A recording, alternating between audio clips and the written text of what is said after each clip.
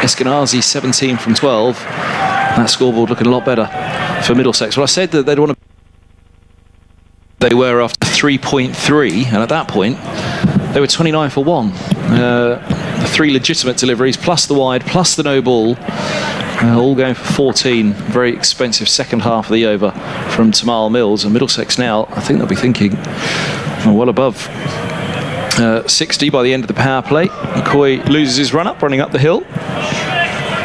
Let's go back and start again. We've got Stephen Finn at mid-on, Luke Wright at mid-off. The 2 out are deep point and deep square. So Cracknell, who is an excellent striker of the ball, what does he think here? Oh, he's lost his run up again. McCoy, goodness me. 2 full starts. This won't be helping the time here for Sussex. And McCoy jogs back to the top of his mark on this one. Not sure I'd appreciate the music played out there, the Adams family, after a couple of full starts. Right, off he goes again, charging, elbows pumping. McCoy, he's in, bowls, and gets a leading edge.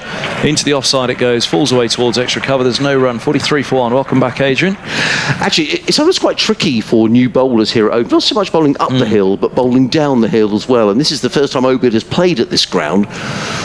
So it's not generally such a problem bowling up the hill, but down the hill with the slope that runs down and across, it takes a bit of getting used to. But anyway, he's underway now, and with a dot ball. McCoy again, bowls, bottom edge on that one's going to race away for 4. Cracknell, it was just a haul across the line, really. Thick inside edge, runs past off stump, past the keeper.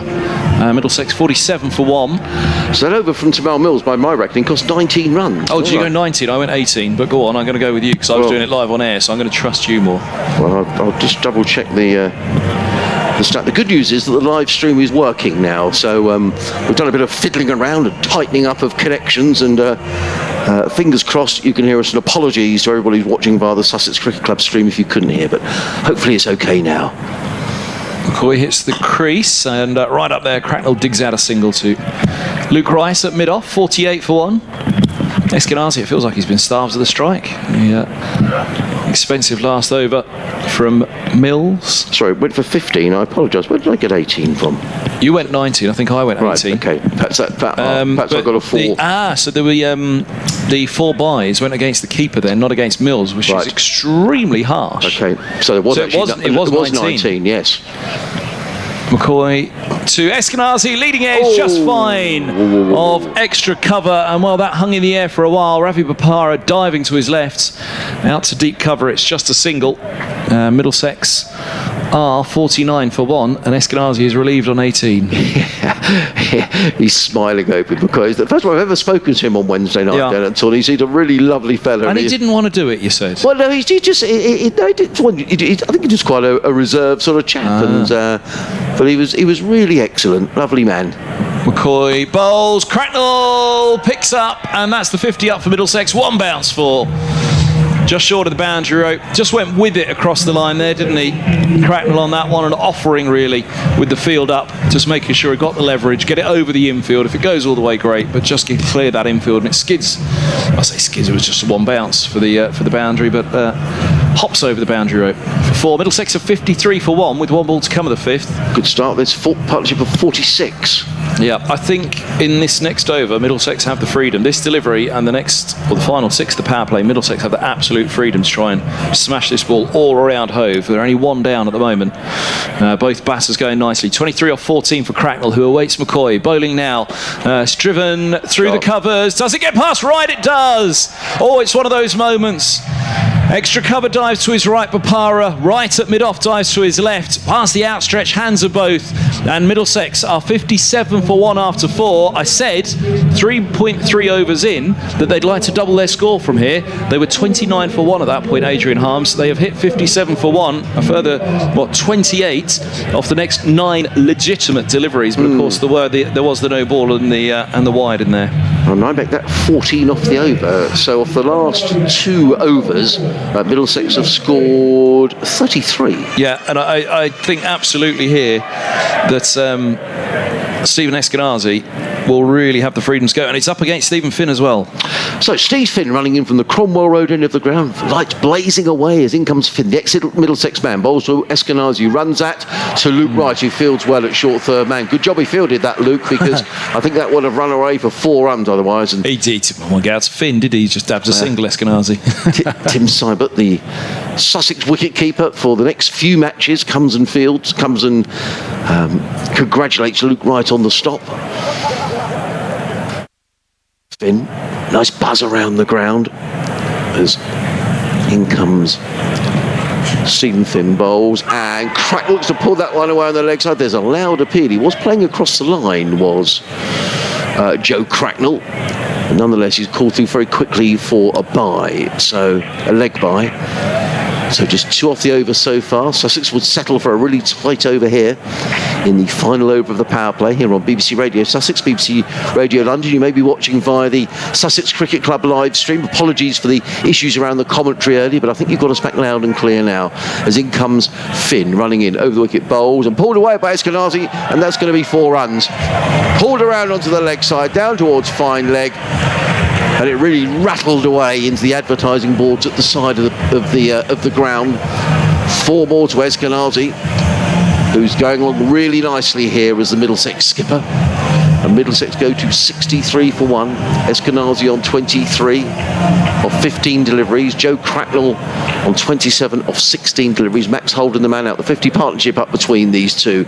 As in comes Finn. Over the wicket, bowls. Eskenazi hammers that one away. It's going to be 4 more. Not far away from Ali Orr, who's fielding inside the circle in the covers. It was over his outstretched hand, and the ball rattles away to the boundary. 4 more to Eskenazi. He goes to 27, and this is a good power play for Middlesex. They are 67 for 1. As Finn, 2 more balls to go in this, the final over of the power play. And in comes Finn, running in, bowls, and Eskenazi clips this one away through mid-wicket. More runs here. I'm not sure it's going to go for 4. Obed McCoy is in hot pursuit out towards the boundary edge. In fact, it does run away for 4 runs. So 3 consecutive boundaries for Steve Eskenazi takes him to 31, and Middlesex are 71 for 1 with 1 ball remaining of the power play. Steve Finn, having picked up a wicket with the first ball that he bowled against his former county, has taken a bit of tap in this over now. There's been 14 off the over so far. Just wants a change in the field. The third man has been brought up inside the circle at backward point, and the mid-wicket has gone back to the deep mid-wicket boundary. So the 2 men out, there's a deep backward square and a deep mid-wicket. As in comes the tall figure of Steve Finn, is in and bowls. And Eskenazi is in beat. Is he caught behind? He is caught behind. And that's rather a waste from Steve Eskenazi, and I think he'll be really annoyed with himself, the skipper. He rips off his gloves because he knows he'd done the hard work. He did 3 successive boundaries in that over, 14 off the over, but he stepped away to the leg side looking to smear Finn away to the offside boundary. He's got a little nick through to Tim Seibert, who picks up his first catch in Sussex colours, and the Middlesex skipper, who was going great guns, is really, really annoyed with himself. He's out of the final ball of the power play. Nonetheless, a good power play for Middlesex, who are 71 for 2 at the end of 6 overs. Adrian, I think you had every right to do that. I think if you're 1 down at the end of the power play, you don't particularly feel, you often say if you're 0 down at the end of the power play, you might have left a few runs out there. 1 down, you don't really say it, but I think he had the right there. In the power play to think, look, I've got 1 more hit. If this goes, and you've got 77 or even 75 off the power play, then great. For the wicket, I think he'll be as much disappointed for himself, but that's a fabulous foundation that Middlesex have laid. Yeah, I think he was really annoyed with himself, because I think he was probably thinking, right, if I'm in here now, power play's gone. Anyway, he's gone. Well, yeah, from the team point of view, it does put a little bit of pressure, yes, on Cracknell to now be the man to go big, with a fantastic start that he's had, 27 from 16. Here's Ravi Bopara.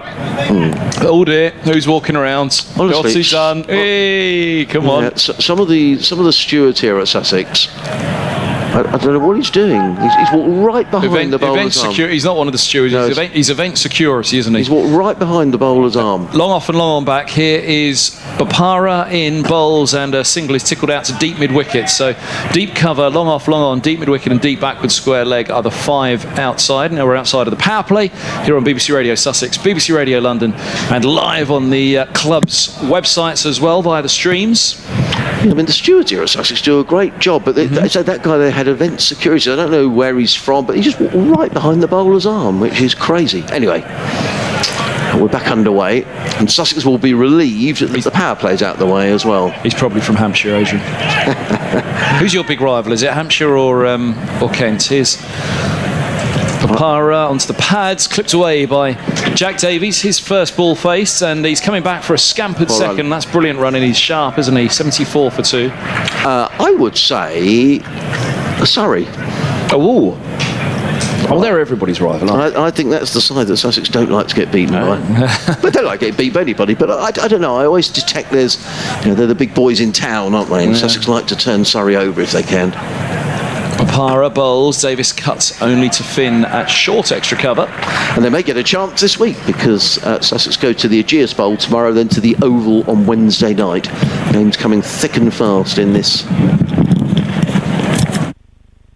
Who's rumbling around by our effects mic? Rumbling away by our effects microphone. Let's have a look and see who it is. Here's Bopara. He's in bowls. He's driven down too long off for a single by Davies. I can't see anybody. Is it a fox? A fox inside the ground. I think it's something to eat. Or merely a seagull mating with it. Word in the ear from us. Who's that back at base tonight? Andrew. Andrew, good evening to you. Thank you for your help. Bopara. Moving into bowl, and this is onto the pads. Has he played around one? No, says umpire Rob Bailey. Cracknell survives on 28. Didn't feel as though he stepped across a long way. Let's have a look on the stream, see if we've our angles at a straight enough long on, but the stream will give us a better idea, I'm sure. Yeah, the cackling seagulls are usually the one to look out for, isn't it? Yeah, absolutely. He's bowled really well, actually, Ravi Bopara, the last couple of games for Sussex. And he's bowling well here again tonight. Good over so far. Bopara past the umpire. Bowls and sweeping hard. Cracknell will pick up 4 more. He's into the 30s. 32 for him, 79 for 2 Middlesex. That's the end of the 7th. Well, commentators cursed. That was a horrible ball, wasn't it? It was just a long hop down the leg side, really. It was just asking to be hit for 4 runs. So, just having a quick look at the replay of the LBW. He's batting off leg. Yeah, he didn't really come across at all. That one's sliding down. And that last ball of the over, Adrian. Archie time. So the 17-year-old leg spinner is going to bowl from the Cromwell Road end. Just getting his field organised. He's just having a quick word there to Ravi Bopara about where his field's going to go. But I love the fact that Sussex keep complete faith in Archie Lenham. Only bowled the 1 over down at Taunton the other night, where he had to bowl at Rousseau, and that's never easy. 1 over went for 14. I thought you were a bit harsh on Ravi, by the way. You weren't. You were spot on. He did drag it down the leg side. Yeah, horrible ball, wasn't it? In comes Lenham over the wicket, comes in the bowls to Davis, who cuts away through the covers. He's going to pick up 1. They're going to look for 2. Ill-advised, because Rawlings is very, very quick running in. In fact, it wasn't Darrell Rawlings, it was Obin McCoy. So he's very quickly in, prevents a second run. Speaking of ill-advised, you haven't had the lamb madras yet. I haven't. I'll have some later. It'll be gone. I had quite a lot of cake this afternoon. Mark Baldwin's in next door. There'll be none left. Oh, where'd you get the cake? Hold on a minute now. This is news. Not cake here. Oh. In comes Lenham, bowls to Cracknell, and Cracknell eases that down the ground. Archie Lenham fields of his own bowling. It's a dot ball. So good start for Archie. Just bring me some. No, I didn't. They had a bit of a street party in the road today where I live. So there was loads going to waste there was loads of cake going. There was loads. In comes Lenham, bowls, Cracknell down the ground, and he gets an inside edge, and he's very nearly playing on. The ball ends up in the hands of Tamal Mills at sure fine leg. Cracknell picks up a single. He goes to 33. So there was Victoria Sponge. And Middlesex to 81. There was all sorts, actually. Well, I feel like we need an Elizabeth cake time. It was Victoria Sponge. You need an Elizabeth something. Trifles, and in comes Lennon Bowles, hammered down the ground by Davis, but only down there too long on, where it's fielded way down in the distance by Harrison Ward. Good over this from Archie Lennon. He's just conceded the 3 runs so far. Sussex do their best to make that 4 with an overthrow, but eventually Steve Finn comes running in and prevents that overthrow being taken. An Elizabeth egg flan. I suppose it needs to be a little bit more regal than that, doesn't it? For Her Majesty. In comes Lennon Bowles, and Cracknell eases this down to long on. Now they won't take 2 that, because that is Delray Rawlins, who comes racing in from the long on boundary, gets in the throw to Tim Seibert. 1 more to the total, 4 off the over. Middlesex 83 for 2 here on BBC Radio Sussex, BBC Radio London. You may be watching via the Sussex Cricket Club live stream. Myself, Adrian Harms, and Kevin Hand on commentary, as in comes Lennon Bowles, and Davis ramps that down to short fine leg, fielded there by Luke Wright, and that's a really good over by Archie Lennon, in which he just conceded the 5 singles. Really good start for the young leg spinner, and at the end of the 8th over, Middlesex are 84 for 2 with Cracknell on 34, Davis on 6. Bit of a weather update for you. In fact, there are some sort of slightly lighter skies around the ground, which is really good news. There's some heavier cloud as well, but the good news is hopefully we're going to get away with it, and Ravi Bopara is going to bowl his next over. I thought they were clearing the plates on you, Adrian. They're not. I could hear it rattling away. I thought the Elf and Stafely crew were in, that the food had been out too long and it was off. So you're all right. You can head in now and go and get yourself a plate. It's good. Oh, I'll wait Very till the good, end. Madras. Thank you, Sussex. He'll be gone by then. Yeah. Here's Bopara. He's around the wicket. Bowls, and Davis swings into the onside. He'll think 2 here. It might just be 1, even as fast as Davis is. Yeah, Ali Orr is very, very quick across the ground. Ali Orr playing as a replacement for George Garton, who was down on the scorecard to play, but we understand George not feeling too great. So if you're listening, George, we wish you all the very best. Ali Orr in for his first T20 tonight. Bopara to Cracknell down the leg side, swept hard again. Big chase on here from deep back with square leg. Wonderful, 1 pawed stop. They've run 2, and Cracknell was looking to see if Davis was ready to go for the 3rd, but they're happy on 2, 87 for 2. Tom Alsop, really, really good bit of fielding, and Tom Alsop, who I think will probably open the batting tonight with Luke Wright. He's down on the scorecard to do so. Bopara hits the crease now, bowls, and little inside tickle. Look for 2 here. Cracknell, yeah, he's not quite got hold of it, which means on the edge of the 30-yard circle, it's Orr who comes in to collect. But sorry, not Orr. That's Tom Alsop again. Alsop down there. Made up a lot of ground there, Tom Alsop, actually. Good bit of fielding. Gives strike to Davis, who's 7 from 7. Cracknell 37 from 24. Is that RFX Mike again? It is. It could be a pesky seagull down there. We're not sure. Yeah. Bopara stepping around the wicket to the left-hander now. Bowls, and this is picked up into the onside, but short, and taken by McCoy away long on. Very coolly done.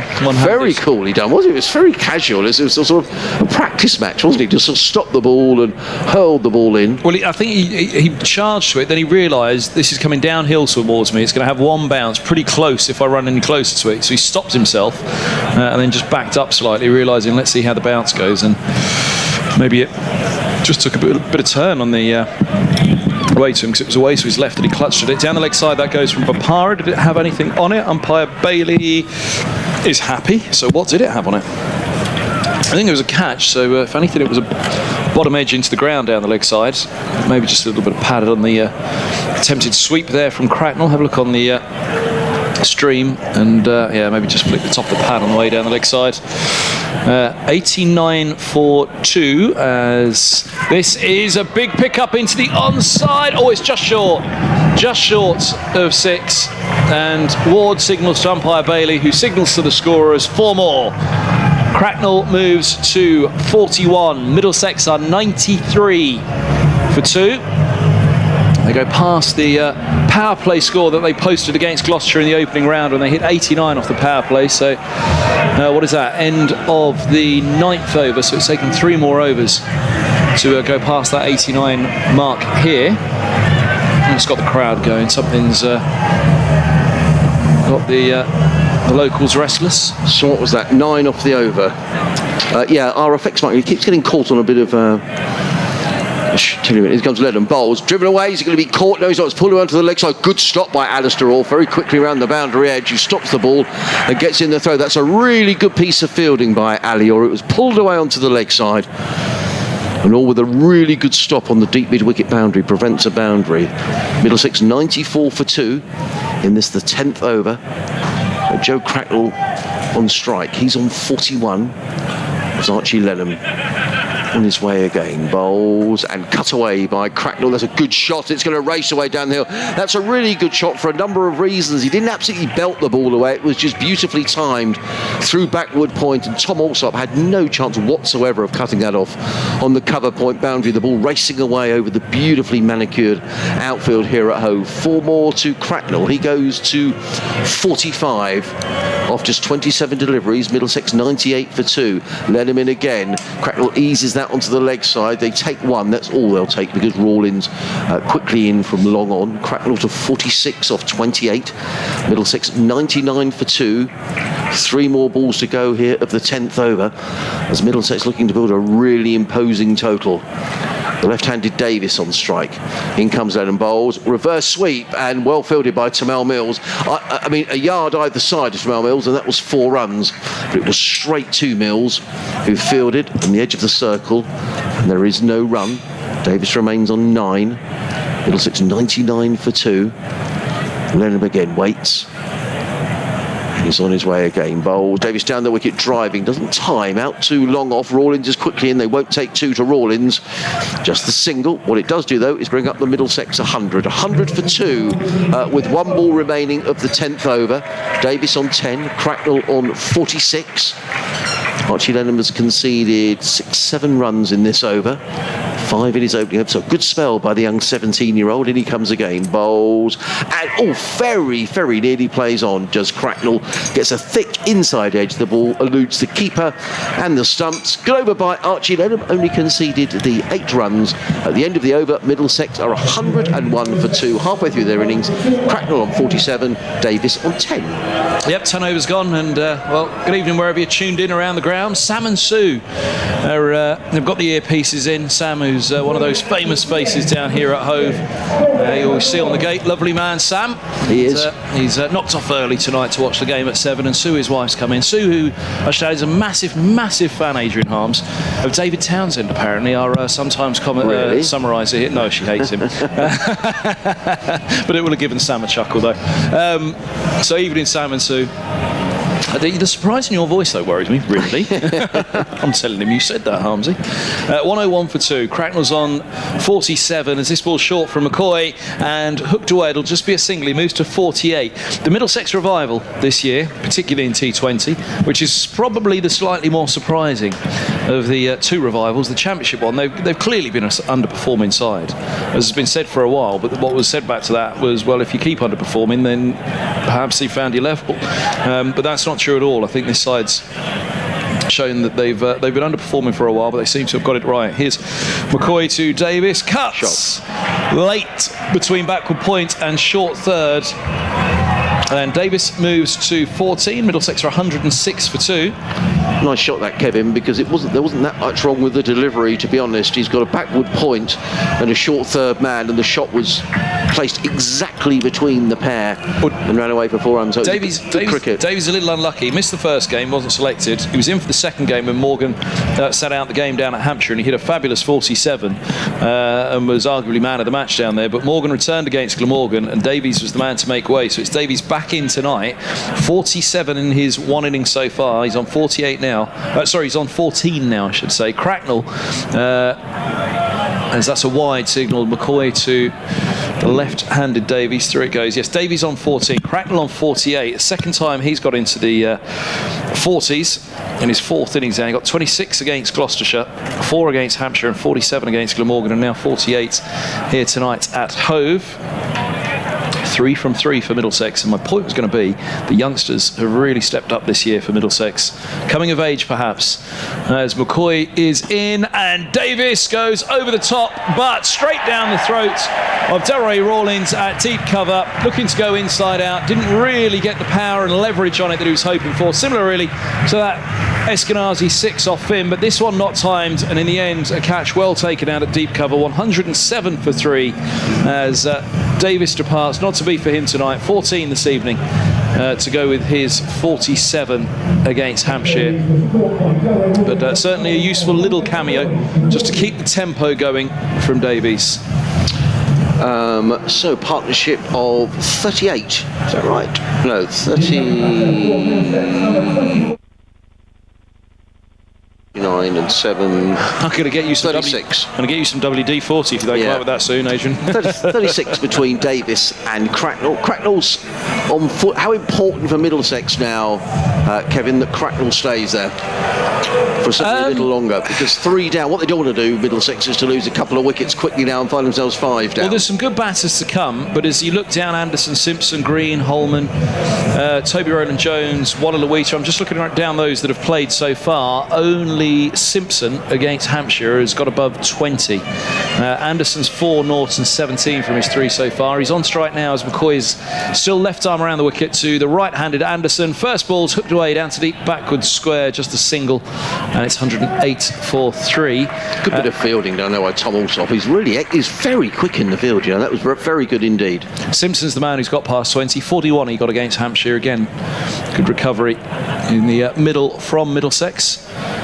So, yes, Holman, who was all the way up at 4 the other day against Glamorgan. That was with Morgan injured in that match at Radlett. As this ball's short and slapped down into the ground by Cracknell. He'll think 2, but he won't get it. He's on to 49. He's already got 3 T20 50s in 21 innings prior to this. The Enfield-born Cracknell, one of the North Middlesex mafia in this Middlesex side at the moment.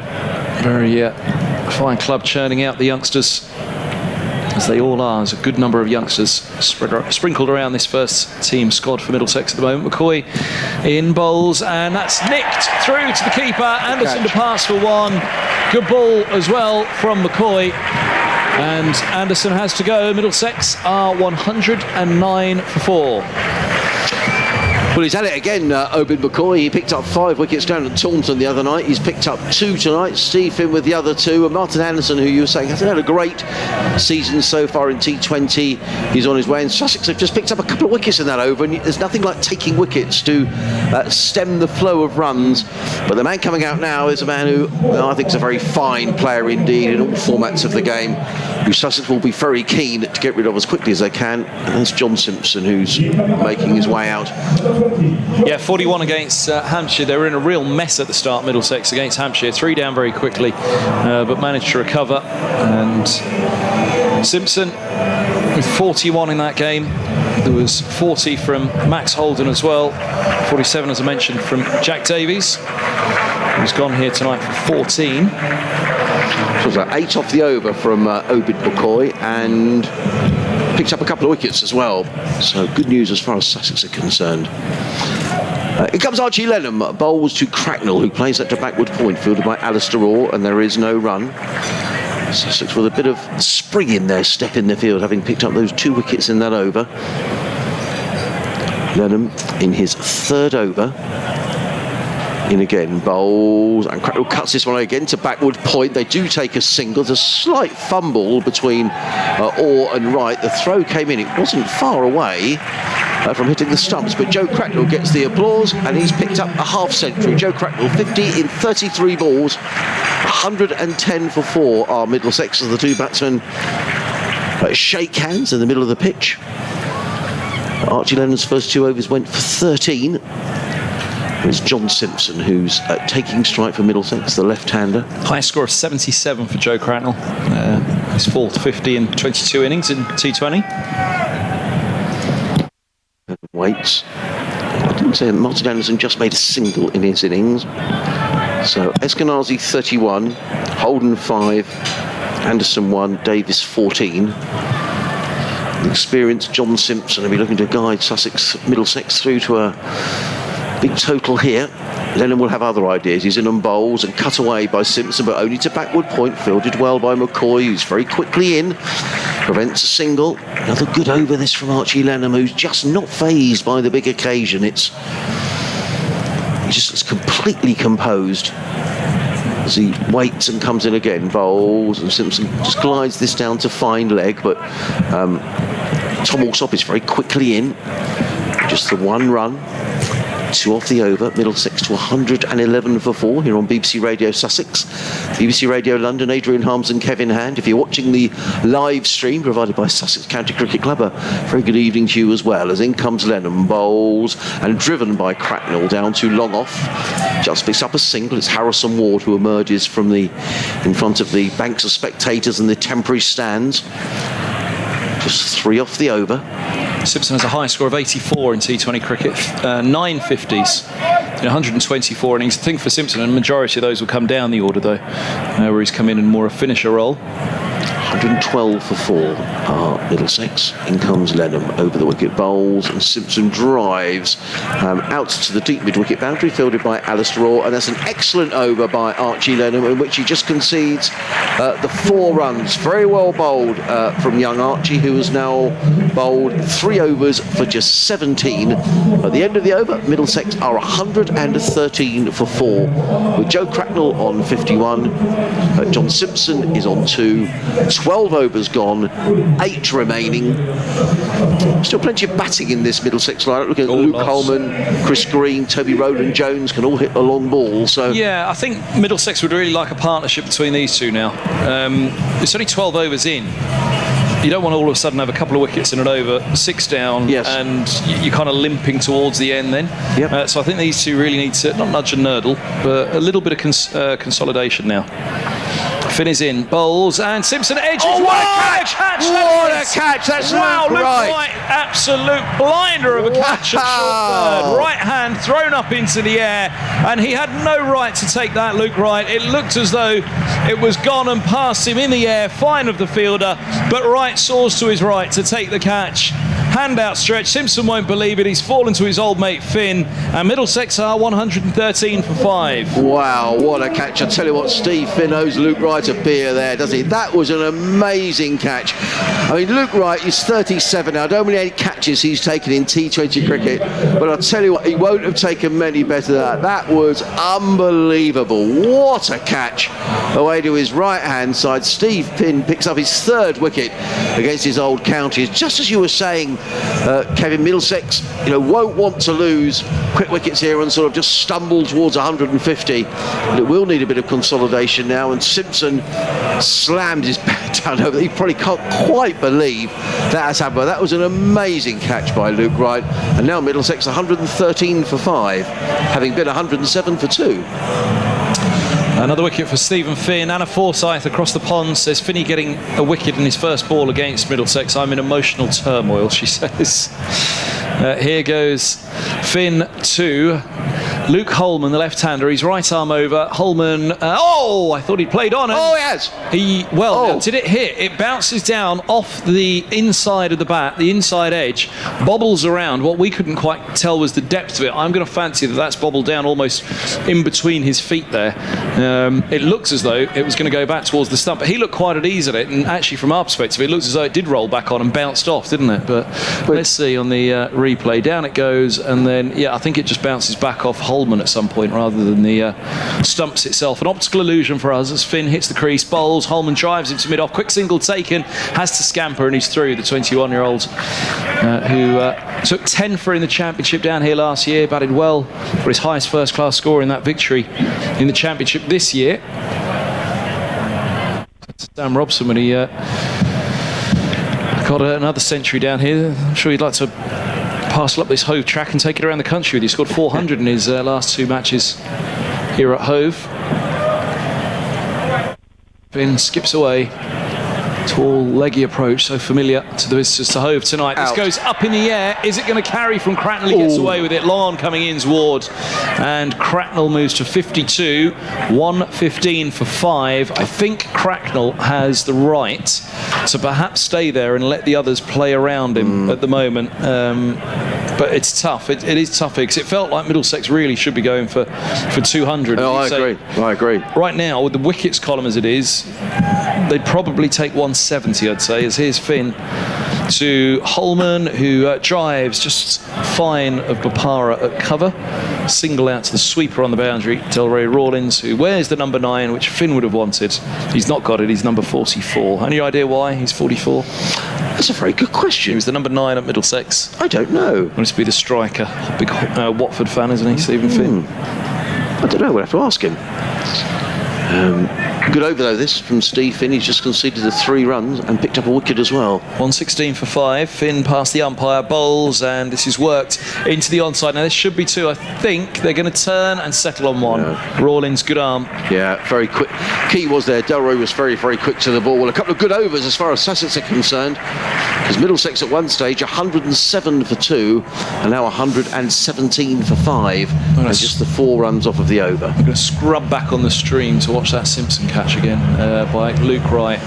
Oh, I hope that they've got it in shot. Let's see, because I think this camera will pan in with Finn, will it? Yes, it will. He's going to be out of shot, I think. We're not going to see the... Well, that was the Holman one, was it? Yeah. Oh, hold on a minute. Yeah, so I've got to go back for...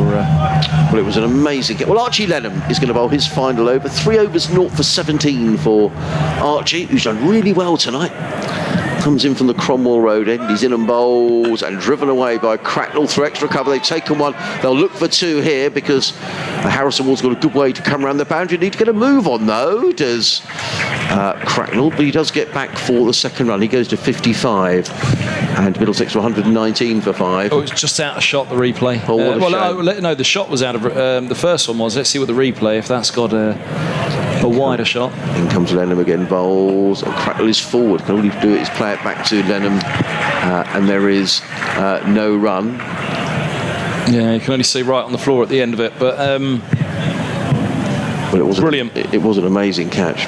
Lenham in again, bowls wide of the off-stump, hammered away by Cracknell, only to the sweeper on the cover boundary, who is Tom Alsop. Fields well, gets in the throw. 120 for 5, Cracknell to 56. Of course, we're spoilt now on these streams, aren't they? Because there was the time when it was just fixed, wasn't it? The camera on the track, so everybody had to trust us. What happened on the outfield, as we said, what a catch that was. In comes Lenham to bowl to Luke Holman, and Holman drives down the ground and picks up a single. And I think these two are just nudging the ball around here, trying to keep the scoreboard going. They want to lose any more wickets here. Middlesex, they've still got another 6 overs to go after this, but really good tight bowling by Archie Lenham. Just 4 off the over. He's conceded 21 runs so far in his 4th over. Comes in, bowls to Cracknell, pulls this one away, and I spoke too soon because that was rather a drag down from Archie, who holds his hands on his head, pulled away down to fine leg, and it's a boundary to Joe Cracknell, who goes to 60, and Middlesex to 125 for 5. Mills is up inside the circle at fine leg, get absolutely no chance of cutting that off. So final delivery of the night for Archie Lenham, as he comes in from the Cromwell Road end, bowls. Cracknell turns this one down to deep backward square. It's fielded by Obed McCoy. It's the end of Archie Lenham's spell. Archie Lenham, 4 overs, no mains, none for 26. That's a very reasonable return from Archie Lenham. It's the end of the 14th over, and Middlesex are 126 for 5 with Joe Cracknell on 61. Luke Holman is on 3. 6 overs to go, and Joe Cracknell, you'd feel very key here for Middlesex. He's the man who's in. He's used to the pace of the wicket. I just wonder whether he might save himself here for a bit of a thrash from the last 2 or 3 overs, Kevin. Yeah, I think with Simpson gone, they do need to be careful. I think the onus is probably on the others to play around him at the moment. So Holman to get going. As here's Finn to Cracknell on 61. Bowls and Cracknell drives only as far as point, no run. On 26 for 5, Middlesex under the cosh here after a fabulous start. Steve Finn 3 for 27 in his 3 overs against his former county. Green and Roland Jones, clearly big hitters of the ball. Wallaluita can play a cameo as well, but what is it, 15th over now. It won't be far before they start going again as Finn bowls and Cracknell drives back to him, another dot ball. One for the crowd, a bump ball. Catch, yeah. Floodlights taking full effect now, just seeing a few seagulls swooping down, illuminated.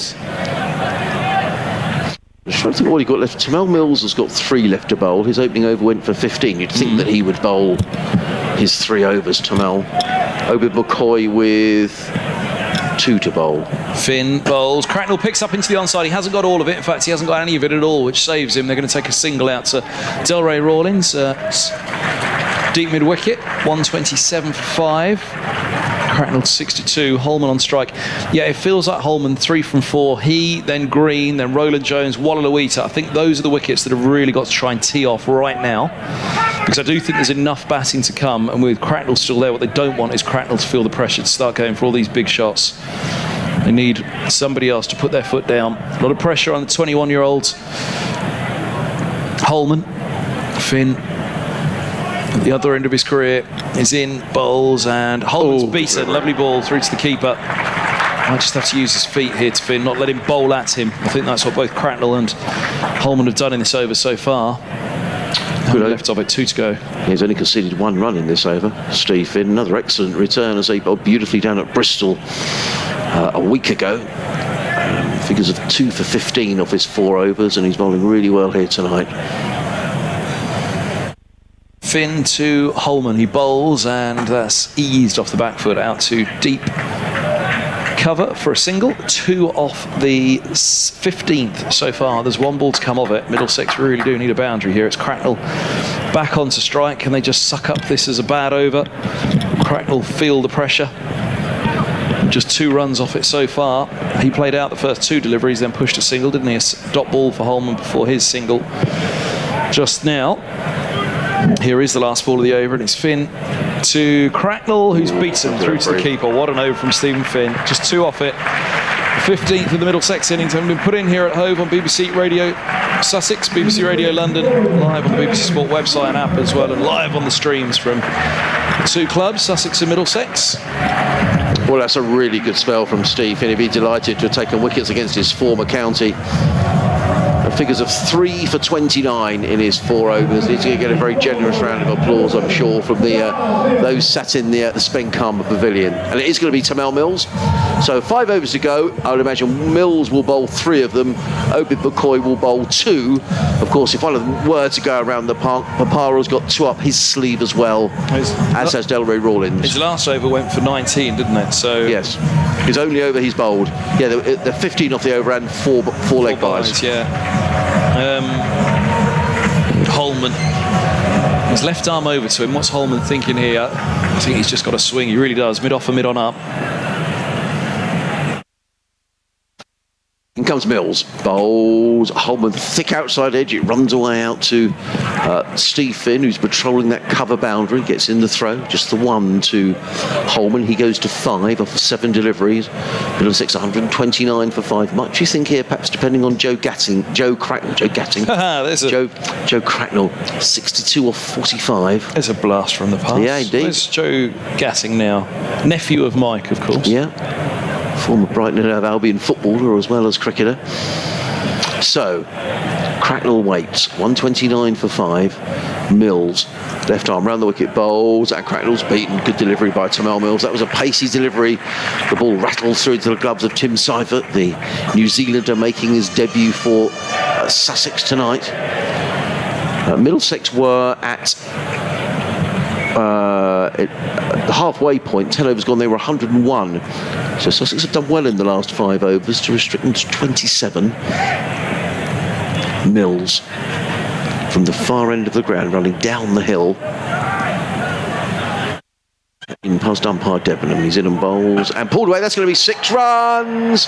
It is 6 runs. It just clears the head of Steve Finn, who's fielding at deep backward square, who was just pedalling slightly, but he's the tallest man in the Sussex side, is Steve Finn, and he'd have needed a ladder to have got that. So 6, welcome boundary as far as Middlesex are concerned, and Cracknell goes to 68, Middlesex to 135 for 5. Good shot by Cracknell, swinging the ball away over deep backward square. Yeah, he's been a real shining light for Middlesex in T20 in the last couple of years. Mills, what will he try this time? Vastly experienced Tamal Mills, around the wicket, in and bowls, short, and is that down the leg side? No, it isn't. Would have come into umpire Debenham. Cracknell was looking at the umpires on that one, wasn't he? Let's have a little look on the stream, see what we think. He just had a glance to the umpire, didn't he? And you can see Luke Holman at the other end is having a word as well. Let's have a look now. I think it was all right on height. Yeah. Ooh, do you know what? It was top corner, wasn't it? 2 more balls to go in the over. 7 off the over so far. Middlesex 135 for 5 in this, the 16th over.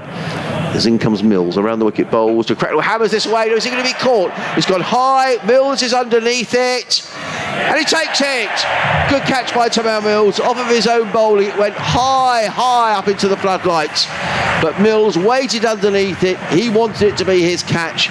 He took it cleanly, and it's the end of a very fine innings from Joe Cracknell, who's out for 68. But Sussex picked up their 6th wicket of the evening, and Middlesex now 135 for 6. Yeah, I don't know if that last ball just rattled him slightly. Having ducked the ball, did he feel under more pressure to go for the big shot next up? Mills, all that experience, you say, probably aware of it, pace off slightly and through the shot. Skies one.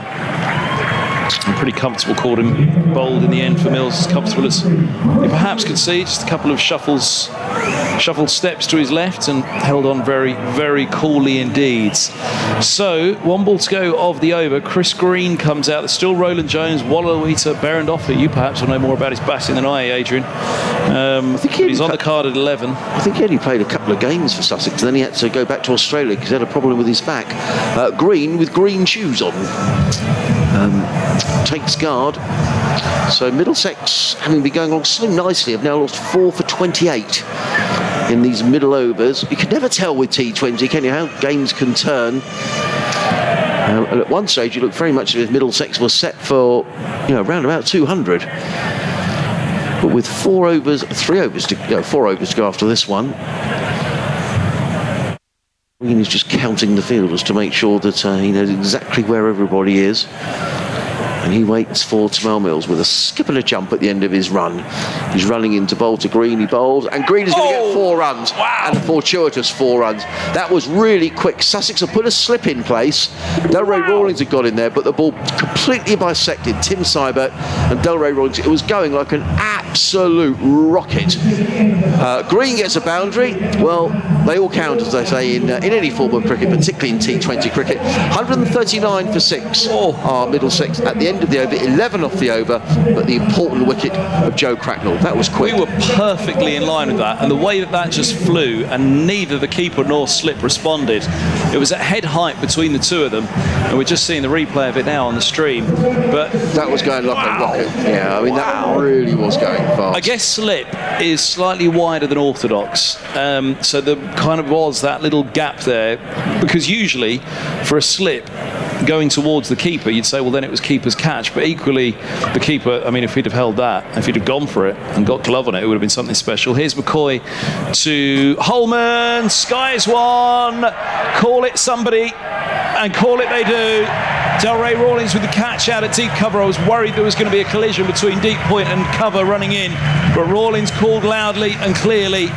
And Holman departs for 5. Middlesex 139 for 7. They're tested here as Roland Jones walks out. Holman just couldn't get going tonight. He goes for 5. And Roland Jones walks out past him now, with Middlesex needing quite the cameo here at the end of this innings to get them going once more.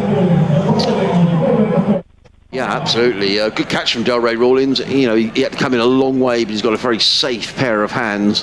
And Obi McCoy's at it again, so he's picked up 3 wickets to add to the 5 that he took down at Taunton on Wednesday night. And Sussex will be delighted because 107 for 2 has become 139 for 7. Middlesex are just wanting to make sure here, Kevin, that they bat their overs because they've still got another 23 balls to go here. You know, a runner ball gets you to sort of 160-ish. Which again isn't the end of the world. I think I'd said only a few overs back, Middlesex would take 170. McCoy to Green. Oh, is it going down? I think it is. Well, it kept a little bit low, actually, didn't it? Yeah, my apologies, Roland Jones' perspective there. Green is tall at the non-strikers end, but it looks as though the taller of the two was at the non-strikers end, which is why I thought that was Green on strike. But it was Roland Jones pinned by that one, but not out. And not easy for these 2 new batsmen who are coming into face. I mean, you know, Obi McCoy's been playing in the IPL, and Tamal Mills from the other end. This is not easy. McCoy to Roland Jones, inside edge to short fine leg, a single taken. He's off the mark, second ball, 140 for 7.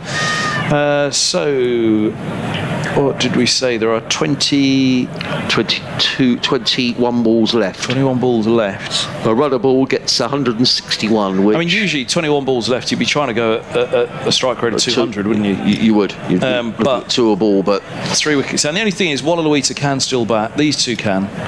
As McCoy bowls, and Green runs this one down to a fine third, just a single though, as Mills collects. 141 for 7. Also the work by Mills up at the Cromwell Road end. Sussex have been very good in the field tonight. I think they've not put a catch down. They've held some steeplers as well. Yes. Yeah, they've come back well here after a tricky start. McCoy bowls, that's a sweet pickup. Has he got enough of it? No, he hasn't. Deep mid-wicket holds on. Roland Jones has gone for 1. 141 for 8. Another wicket for McCoy. Problems here for Middlesex. I thought he had it, Roland Jones, but he skied it, and deep mid-wicket holds on coming in. 141 for 8. Delray Rawlings again. I mean, he just doesn't put those down, Delray. He really is such a very fine fielder. Well, Sussex have fought back really well here. Yes, fantastically well. 140. It was 107 for 2. Now 141 for 8. So that means, what's that? 35. So Middlesex have lost 6 for 35. But still work to be done. Not easy though. When you're a new batsman coming in against McCoy and Mills, that is not easy, Kevin. Yeah. Wallaluita, I mean, how do they play this now? Well, I think they've got to pick a bowler basically, and I'd suggest that I would think the first thing at the end of this over isn't the one to pick. No, I would have thought the first thing the Middlesex want to do is bat the overs, and you know, if you get a run a ball from here on, at least it gives you something to defend. I don't think 141 is going to be enough. That's true. Here's McCoy bowls, and that strikes a midship for Wallaluita. He's all right. Yeah, you're right, actually. With 2 wickets left, they should play it safe and run the single, shouldn't they, up until the final over of the innings. 141 for 8. Brilliant over from McCoy, and the crowd here at Hove fully appreciating his effort. So Roland Jones, the latest to go. And you look at that card now for Middlesex. Actually a standalone performance from Cracknell. There's McCoy. They like Obi McCoy, don't they? He gets a great ovation from the crowd, and why not? In the southwest corner. He holds up his hand and acknowledges the applause. 4 for 24 from 3 for him now. Tamal Mills around the wicket, comes in and bowls to Green, who plays it in the air to mid-off. Archie Lennon down in front of us leapt in the air. That wasn't that far away from Ravi Bopara at mid-off. Nonetheless, Green picks up a single. He goes to 6, and Middlesex to 142 for 8. And you'd imagine the Sussex fielders with a real spring in their step, because it didn't look it was going their way. Well, Middlesex got to the halfway point, 101 for 3. As Mills, at the end of his run at the Cromwell Road end, comes running into bowl to Wadalawita. He's in and bowls, and he's beaten outside the off-stump. Pacey delivery taken by Seibert. And there is no run. The way he stepped across there outside off, I'm looking for a leg stump Yorker next ball from Mills. I mean, maybe it'll be off stump Yorker, but, you know, on the stumps, Yorker now. I think is a pretty good gamble on the next delivery. So Mel Mills in his 3rd over. Figures of 1 for 26 so far.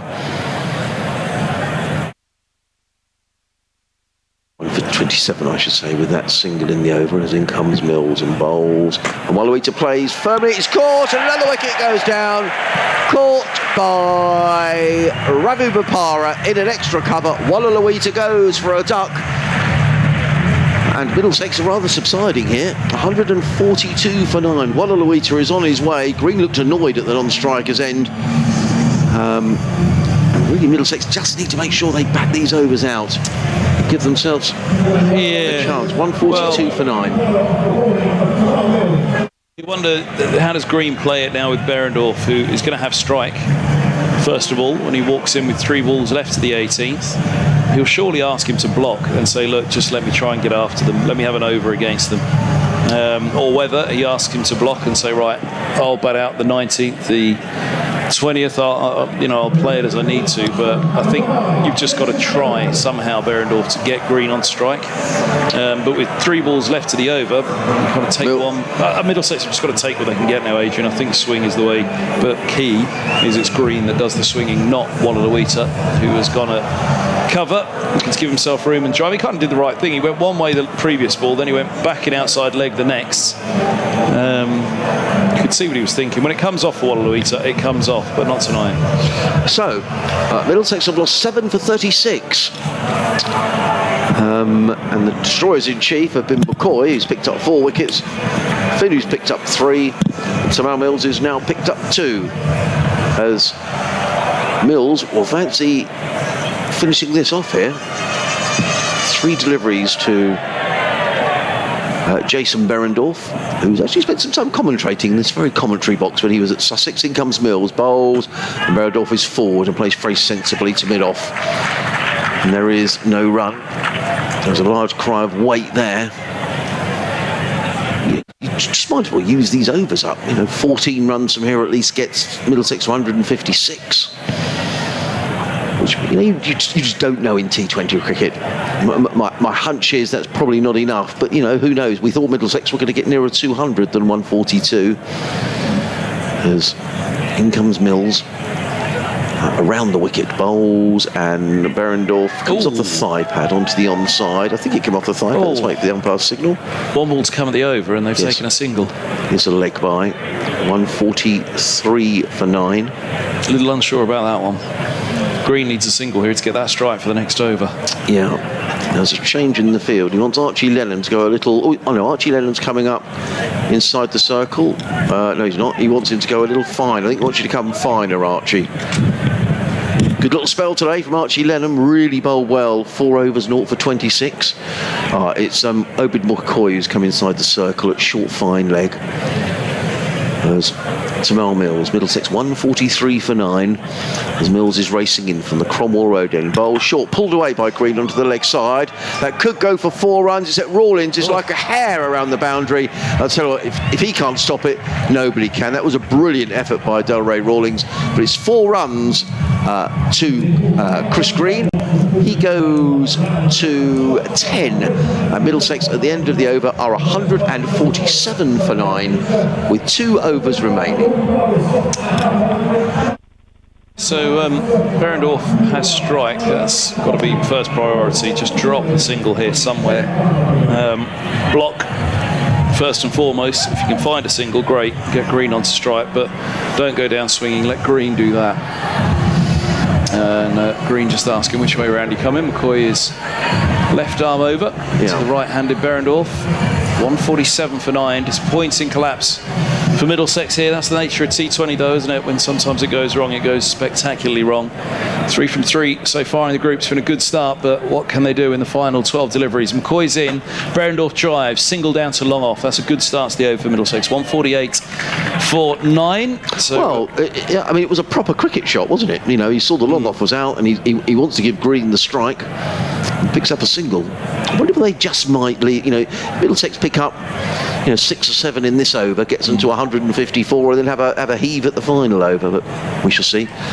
Sussex will just be pleased because at a halfway point it looked like it might be nearer 200 than 148. This ball's into the block hole. Very well bowled by McCoy, dug out by Green. Little natter between the two. Yeah, he's a very humble man, is Obed McCoy. Sure, you struggled to upset him, really. He's such a nice guy. I only spoke to him the other night down at Taunton, but what an impact he's had. 5 wickets on his debut. Looking for a 5. Picked up 4 tonight. Well, there's every chance in this over. Yeah. There could be another 5 for only the first time he did it the other night in T20 cricket. He's in now, McCoy, and Green swings hard down to long on. It's just a single. 149 for 9. As you said, Middlesex kind of needed to do it in singles, which at this point then perhaps would have allowed them to tee off, but now they're in danger of being bowled out. So it is a case of nudge and nurdle their way through these final few deliveries, especially Behrendorff. I think if anybody's allowed to tee off, it's going to be Green. Yeah, Sussex bowled Somerset out in 18.5 overs on Wednesday night. Boy bowls, and an attempted drive from Behrendorff, and he falls over having missed it. It was only a straight drive down the ground that he was looking for. What ball it is. Good delivery. I think that moved away from the right-hander, actually. I think that was a really good piece of bowling by Obed McCoy. We'll probably see the replay in a moment. 2 balls to go at the over. What does Behrendorff do? Maybe push the single, and then they... oh, yeah, look at that. They're in a long way. Up the slope and away from the right-hander. Yeah. Comes again. McCoy. Bowls and sharp down the leg side. That'll be a wide. Yeah, well. 150 up for Middlesex. 150 for 9. I mean, look, the way cricket is, the way 2020 cricket is nowadays, Green to have strike for the final over, anything, they could still get up to 170 or so, couldn't they? With 2 balls to go this over. It's an over that Behrendorff and Middlesex need to get out of to let Green have strike for that final over. McCoy loses his run up again. Yeah, I wonder what the cut-off time is for this innings. Let's have a look. 2018, so actually Sussex need to be careful. Yeah, it's 2018, did you say? Yeah, and it's 2017 now. And he's running back to the top of his mark. And you have to get ready to be ready to bowl the next over, is that right? Yes. A boundary here would help Middlesex in many ways to delay the final ball of the over. Here goes McCoy. Bowls short down the leg side, another wide. They're going to miss this. They're going to miss the cut-off. And that means a fielder has to come up inside the circle for the final over. Now let's have a look. It hasn't ticked over to 18 yet, but it cannot be far off. He will even get this over finished before. It's still 2 balls to go of it. So is there not a runs penalty as well? Not anymore. It's changed that if an extra fielder comes up inside of the circle. It did for me last night at the Oval. Surrey suffered it likewise. Here is McCoy. Bowls short, goes up into the air. He's safe, McCoy. They get a single. There's 1 to come of the over. It's 152 for 9. It is now 18 minutes past. All eyes on Rob Bailey, and up you come. Yes. Yep, 1 up inside the circle, please, I think is the signal. Or is it? What did he say, umpire McCoy? Yeah, they're signaling, they're having a look now. It's 2018, and how many are back? Still 5 back at the moment. Green's questioning it. And umpire Bailey is allowing them to bowl this ball. No, he's not. No, there we go. There we are. The long off is coming up. Yeah, Green's counting them. There's 4 back. Yeah. It's McCoy to Green. This is the last ball of the 19th. And he's in now, bowls, and Green works him out into the onside for a single. So Green will have strike for the final over, where Sussex will only be allowed 4 outside the circle. Adrian, this could be pretty big for Middlesex if they can come back in this final over here. 153 for 9. So the end of Obed McCoy's crowd. He's going to get a great ovation, actually, as he wanders down to trots down to his fielding position. He's going to be very popular here, Obed McCoy. He's only here for a few matches, I think until the 11th of June, he was telling me on Wednesday night. And he gets a good ovation from those supporters in the southwest corner of the Shark stand away to our left-hand side. So well done him. He's got to trot all the way back now because he's got to come inside the circle for Tamal Mills. So 1 over to go. 153 for 9. He's got no one to blame but himself. All those full starts. Must have had 4 of them across the innings in the end, I think. Yeah. So McCoy. A couple of wides in that over as well. So Tamal Mills is coming into bowl to Chris Green, who's on 12 off 7 deliveries. In comes Mills and bowls, and Green hammers it down the ground. He's going to get a boundary, I think. Yes, he does. Lofted straight down the ground. Good shot by Chris Green.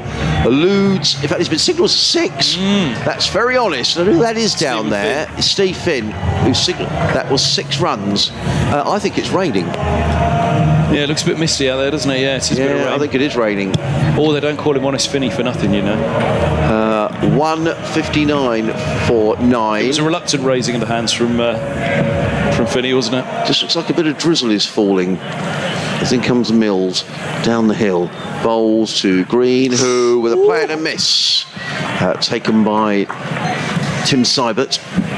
And there is no run. So that must have missed by far, that one. Obed McCoy, 4 overs, 4 for 30. Stephen Finn, 3 for 29. Here's the replay of the one that the swing and the miss. Oh yeah, just outside off. Yeah. Green waits. 4 balls to go in this innings. Middlesex 159 for 9. What can Chris Green do here for the visitors? He's in and bowls and pulled around to the leg side. This could be 4 runs. It is going to be 4 runs. There are 2 fielders on that leg side. There's a deep backward square and a fielder at cow corner, and Green pulled the ball away for 4 runs. 2 boundaries off the over. 1-6-1-4. 10 off the over so far.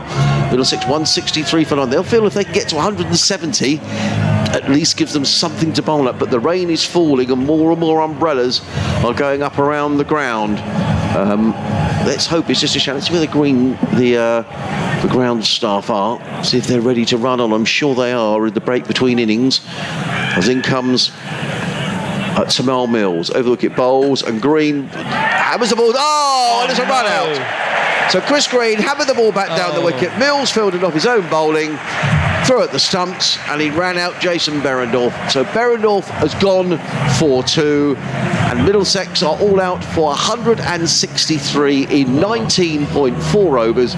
Chris Green remains undefeated on 22. Jason Behrendorff run out for 2. So Sussex will need 164 to win, but it is raining. Not that heavily, but it is raining. Oh dear. That's a brain freeze moment there from Behrendorff, isn't it? I mean, Green has got to bat those 3 deliveries, so where he was going, maybe if he was thinking, right, we can run 2, but realistically it had to be Green who was allowed to have the strike. He's hit a 6 and a 4, and Behrendorff charged down the track. He was in no man's land when that ball was pushed back to Mills. Well done him, turn and throw down the stumps. Middlesex all out for 163. Well, there was great excitement for me for those last 3 deliveries. I thought Green would get away a couple of boundaries perhaps. Middlesex up, as you say, to 170, but 163 is well light. I think 200 was on. Yes, I do. At one stage, and I think if they got 200, they'd have been delighted. 180 perhaps feels as though it would have been past, so 20 light, I think, for me in that innings, Adrian. Well, the matting is coming out. The tarpaulin was about to be dragged on, but they're just putting that sort of Hessian matting down on the wicket. So Middlesex at one stage were 107 for 2, lost 8 for 57. They scored 57 runs in the last 10 overs, whereas off the first 10 they'd scored 101. So, you know, you can never tell in these games. A few wickets go down, but I think Sussex will be relieved that they're not chasing a far bigger total. Nonetheless, 164 is still a, I'd not say it's a winning total, but it's something that Middlesex will feel in some ways that they can defend. Let's talk about that Middlesex innings. Some good contributions, notably from Joe Cracknell, batted very well for his 68, Kevin. Yeah, fabulous from Cracknell, and he doesn't deserve to be on the losing side really with that innings.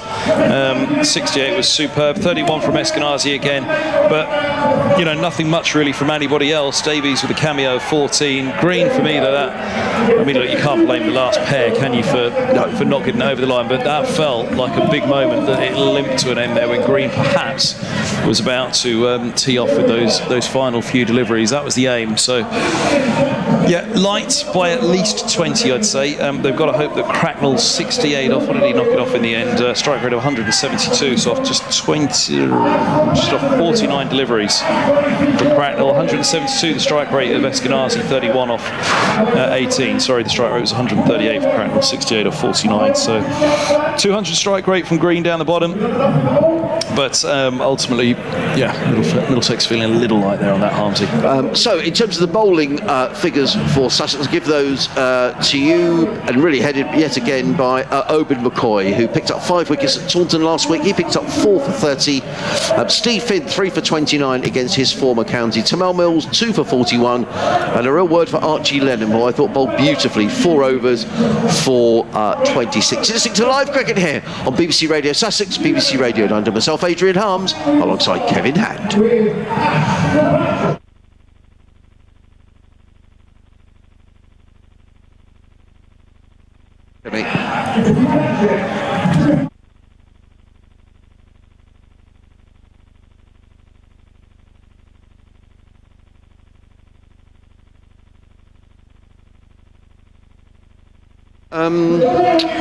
Difficult to say. I mean, they haven't bought the big tarpaulin on, so my suspicion is we may start. It's sort of spitting with rain. Just depends what around it. You just never know, do you? It does look. The trouble is that there's no wind, so it's a bit difficult to know where the weather's coming from, really. Okay, that's fine. I'll do scores. Is there another trail ready if I need one? Okay, mate, thank you. That's fine. Okay.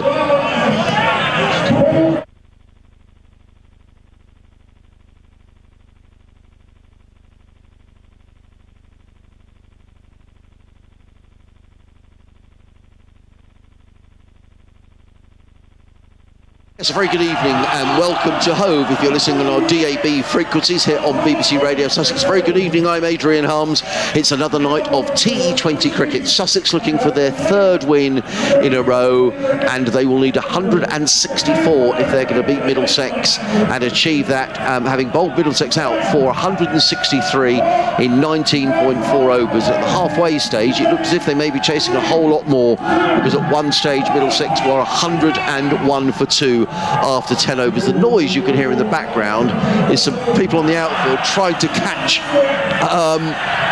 cricket balls, and lots of hilarity down below us at the moment. There's obviously some sort of a competition going on, hosted by the PA down there, Sam Carey, is doing his best to get the crowd involved, and a good job he's doing as well. So let me read you the scores in the other match. If you missed it in the Test match today, a really good day for New Zealand, who bowled England out for 141 and now are 236 for 4, having at one stage been 30 odd for 3. And wonderful innings from Mitchell, who's on 97, Tom Lundell, who is on 90, and New Zealand now having a lead of 227. I'm just slightly distracted there because now the big covers are coming on. The big white tarpaulin is being dragged on from the Cromwell Road end. It looks as well as if the advertising hoardings are being taken down, and I think the larger, more substantial covers are being dragged on as well. The Middlesex players are still warming up out in the middle, but I think we are going to be in for something of a delay here. Quite a few umbrellas up around the ground. I don't think it's overly heavy, but it's just the fact that the ground staff are now working down below us to drag on those big covers leads me to think we could be in for a rather more lengthy delay. That being said, Middlesex are out there warming up, so we'll see how it pans out. Elsewhere in the blast, the game has already been abandoned down at Gloucester tonight, down at Bristol. That game between Gloucester and Essex in the Southern Group. Elsewhere in the Southern Group at Taunton, Glamorgan are 173 for 7 after their 20 overs. Let's see who's made the runs for Glamorgan. We're pretty much shared out down the batting order, to be honest. Marnus Labuschagne, who I think will be going back to Australia to the tour to Sri Lanka fairly soon.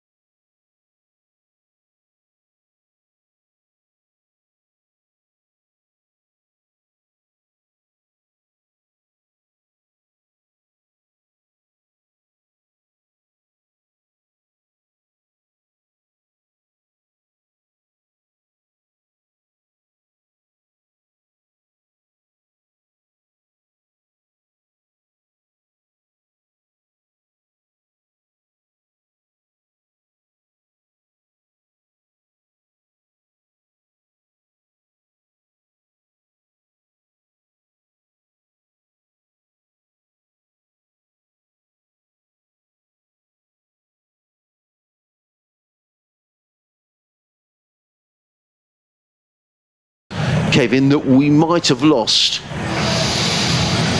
I don't know, I think we might have lost 7 or 8 overs here, so it could be down to 12 overs, something like that. I don't know what you think. Sorry, just a moment, I managed to mute a sneeze. I think, what time did they go off at? 18 past was that cut-off, wasn't it? So they went off. Yes, that's a very good point, actually. Yes, they did.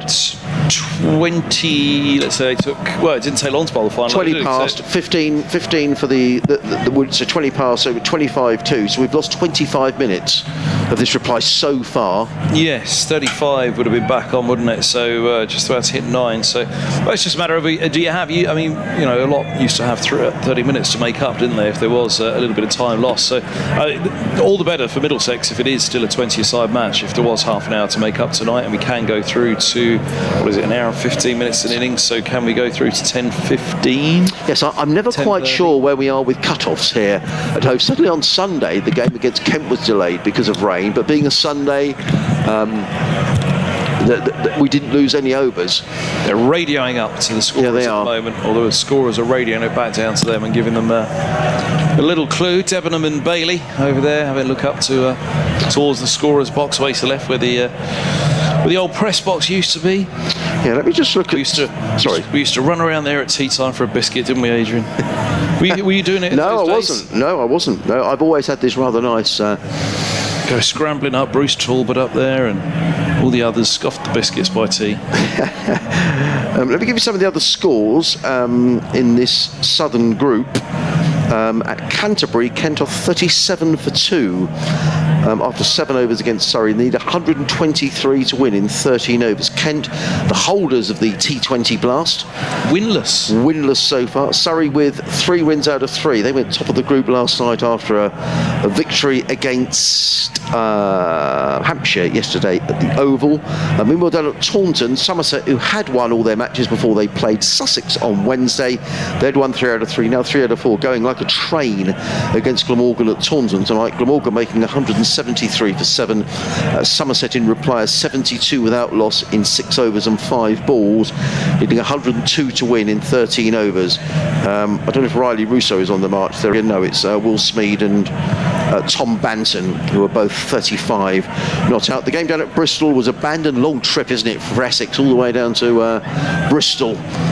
For a game that's been abandoned. I mean, it's incredible, really, this weather, because it's very localised. I mean, it's obviously hosed down in Bristol, but not raining in Taunton, which isn't a million miles away from Bristol.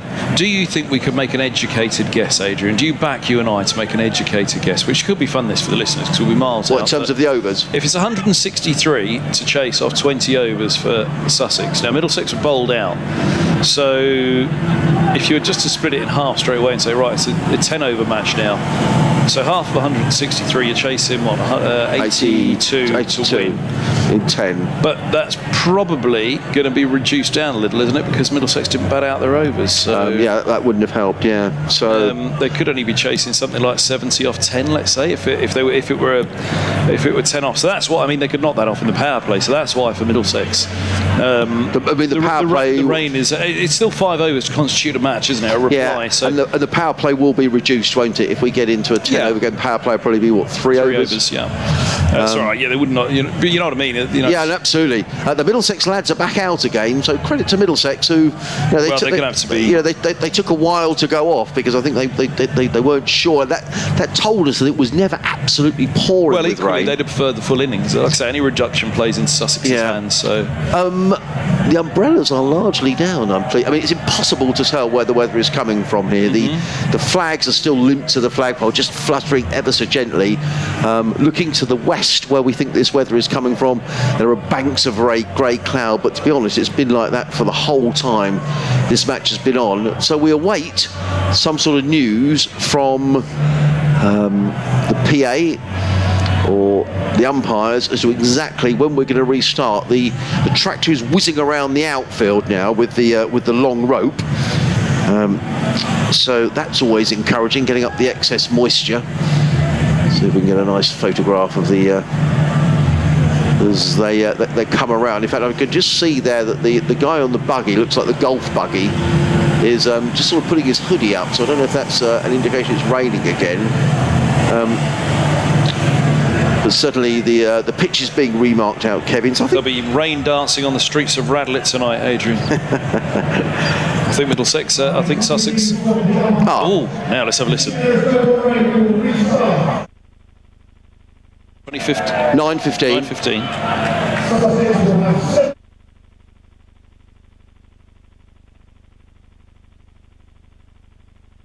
146 off 17. That's. I tell you what, that's not bad. God, that could have been worse for Middlesex. That I thought it was going to be. 146. 146 off 17, and we start at 10:15. Yeah, what was I going for? 80 off, well, perhaps even 70 off 10. So they're chasing double that off 17. Middlesex, I think, well, perhaps it is going to be a little bit tighter here. It's not that big a reduction at the moment, of course. It's only 3 overs. So, well, I thought we'd have lost a lot more time then. I have to say, I'm surprised.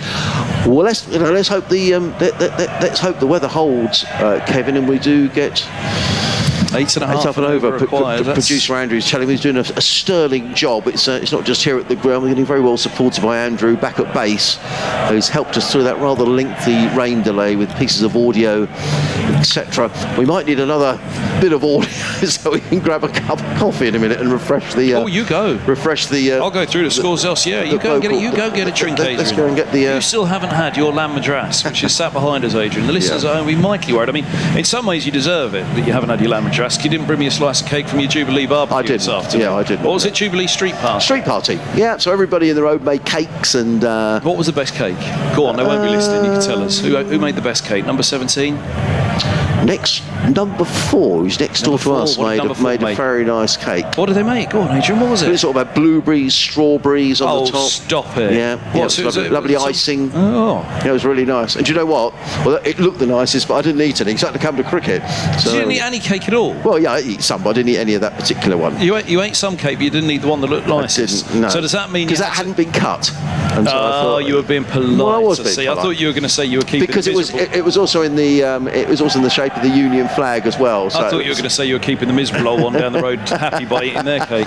So what did you have? What did you eat? What did I eat? I ate a couple of someone made a couple of muffins that were very nice. Oh wait, you're only just starting. You had a couple of muffins, and then what? Some nice sandwiches. Well, no wonder you don't want the lamb madras. What else did you have? So it was very nice. Oh, what flavour muffins? I can't remember now. Oh, come on now, I can't remember. I had did you have a beer with lunch as well, by the sounds of it? No, I didn't. The thing that you had. Yeah, that was the only thing. In fact, they were going around with prosecco, and I thought, well, I better not have it here. The truth out's in the end. You had the no secco, didn't you?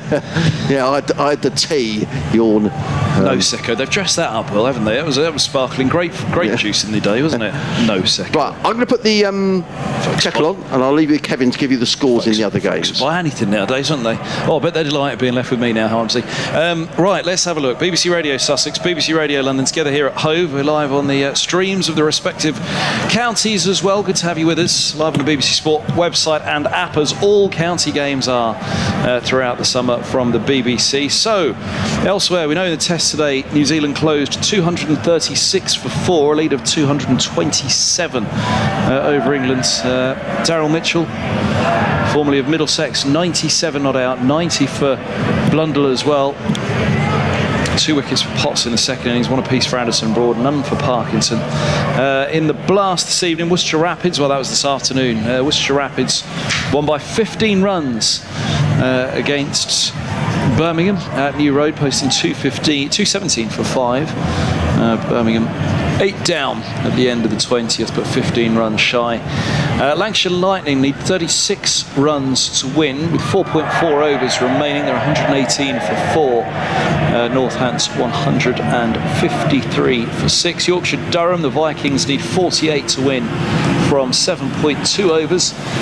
Durham 207 for 8. Batting first in that one, the Vikings 160 for 2 in the 13th. Match abandoned without a ball bowled at Bristol between Gloucester and Essex. Somerset are 84 without loss, needing 90 to win from 11.3 overs. 11.4 overs. That after Glamorgan 173 for 7. And Kent, oh dear, 46 for 3 after 9. They still need 114 more to win off 11 overs against Surrey, who posted a mere 159 for 6 down at Canterbury. Last game to tell you of is at Derbyshire, where Alex Hales is having a fair old time of it at the moment. Derbyshire 178 for Derbyshire. They were all out. Nottinghamshire 108. Goodness me, 108 without loss after 6.3. What has Hales done exactly? Wow. Clark has got 19. Hales has got 86 from just 27 deliveries, a strike rate of 318. No, you do not tune across to that one right now, everybody. Stay with us because we're nearly back on here. All right, put it on in the side. You've got enough devices. You can put the Hales show on a side. You're listening to BBC Radio Sussex and BBC Radio London. The runs required here, 146 for Sussex to win off just 17 overs, a slight revision. But we'll be back in a little while with the run chase to be had here.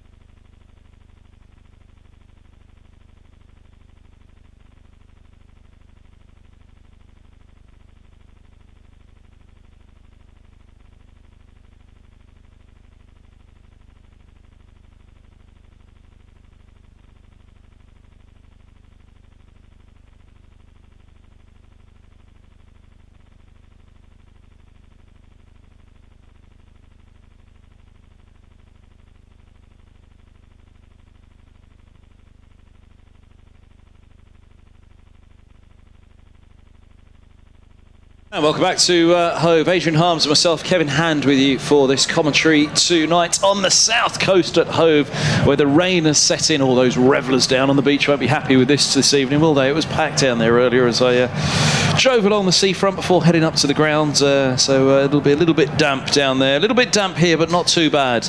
The umbrellas are down and we are nearly ready to go. Middlesex are out and warming up. Sussex, well, they'll be charging out to the middle in a moment, chasing 143 off 17. Oh, Adrian's seen something, he's off. He put the headset back on, he's now on the run. They must have delivered cake, have they? He specially ordered cake. He felt guilty from his Jubilee tea party, street party today. Not even brought me any cake. He's told them downstairs, come on, we've got to get some cake up here to keep us going in the night at Hove. The darkness setting in, sort of a few little glimpses of light here and there through a heavy cloud up above, and floodlights taking full effect for not quite a full house. Disappointed actually that it isn't a full house this Friday night, but of course there is a cost of living crisis, so we should put it on the punters. But nice, as I say, they're all down on the beachfront though, aren't they? So we've got a few more in. Well, somebody who is watching over the other side of the pond is Andy Hood, who's watching the live stream here at Caesar's Palace in Las Vegas. So if you're still watching, Andy, very good. I always said we'd make Vegas one day, Adrian.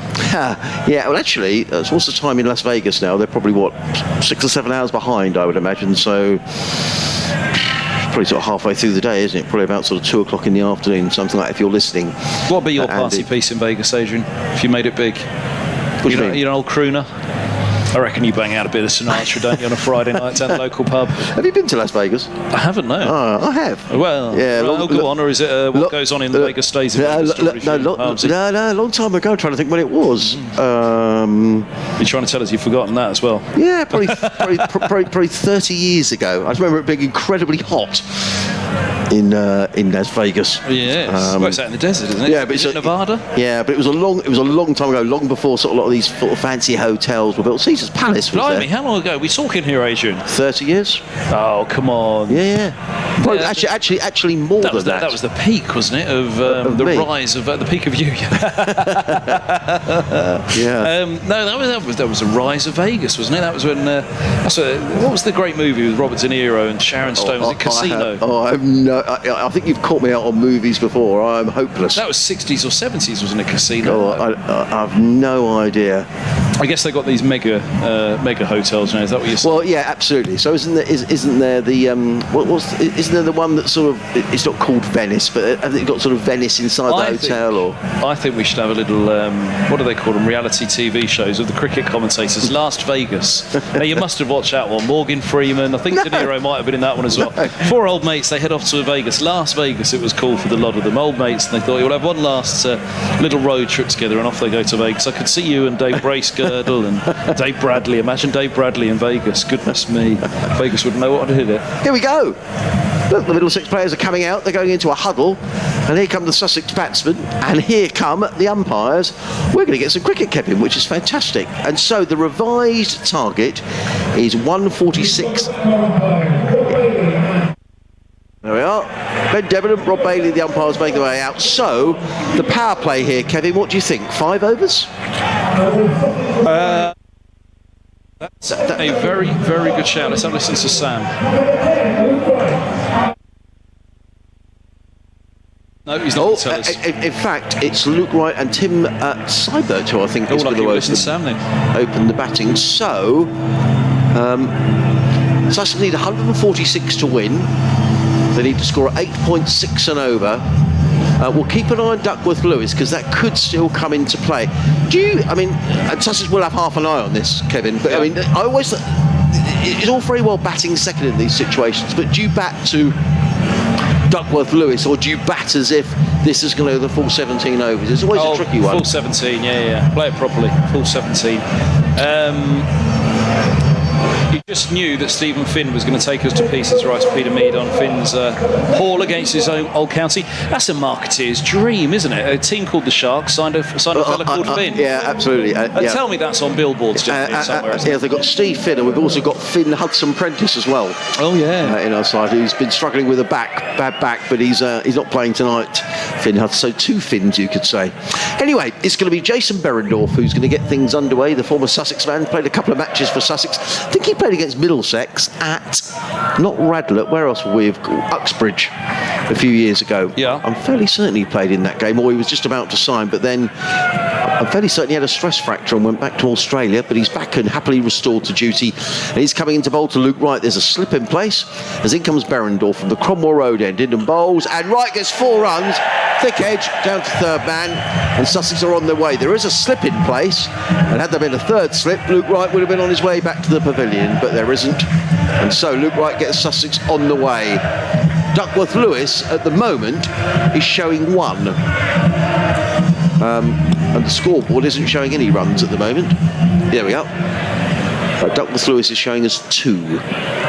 So Sussex 4 without loss off the first ball of the innings as in comes Berendorf. Bowled short, hammered away by Luke Wright, and he gets a single to the sweeper on the cover boundary. So Luke Wright goes to 5, and that brings the new man in, Tim Seibert, the New Zealander, playing his first match for Sussex. I understand he only arrived, I think it was yesterday.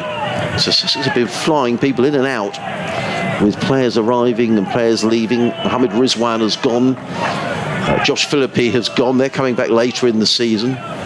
Obid McCoy arrived earlier on this week. What a signing he's proved to be, picking up 9 wickets in 2 games. And this is the latest acquisition, the New Zealander Tim Seibert. And he waits. Right-handed batsman. He waits as in comes Berendorf. Down the hill, bowls, and it's going to round about the 5 pad, bounces down in front of him. Crumbs Middlesex are keen in the field, aren't they? All racing around.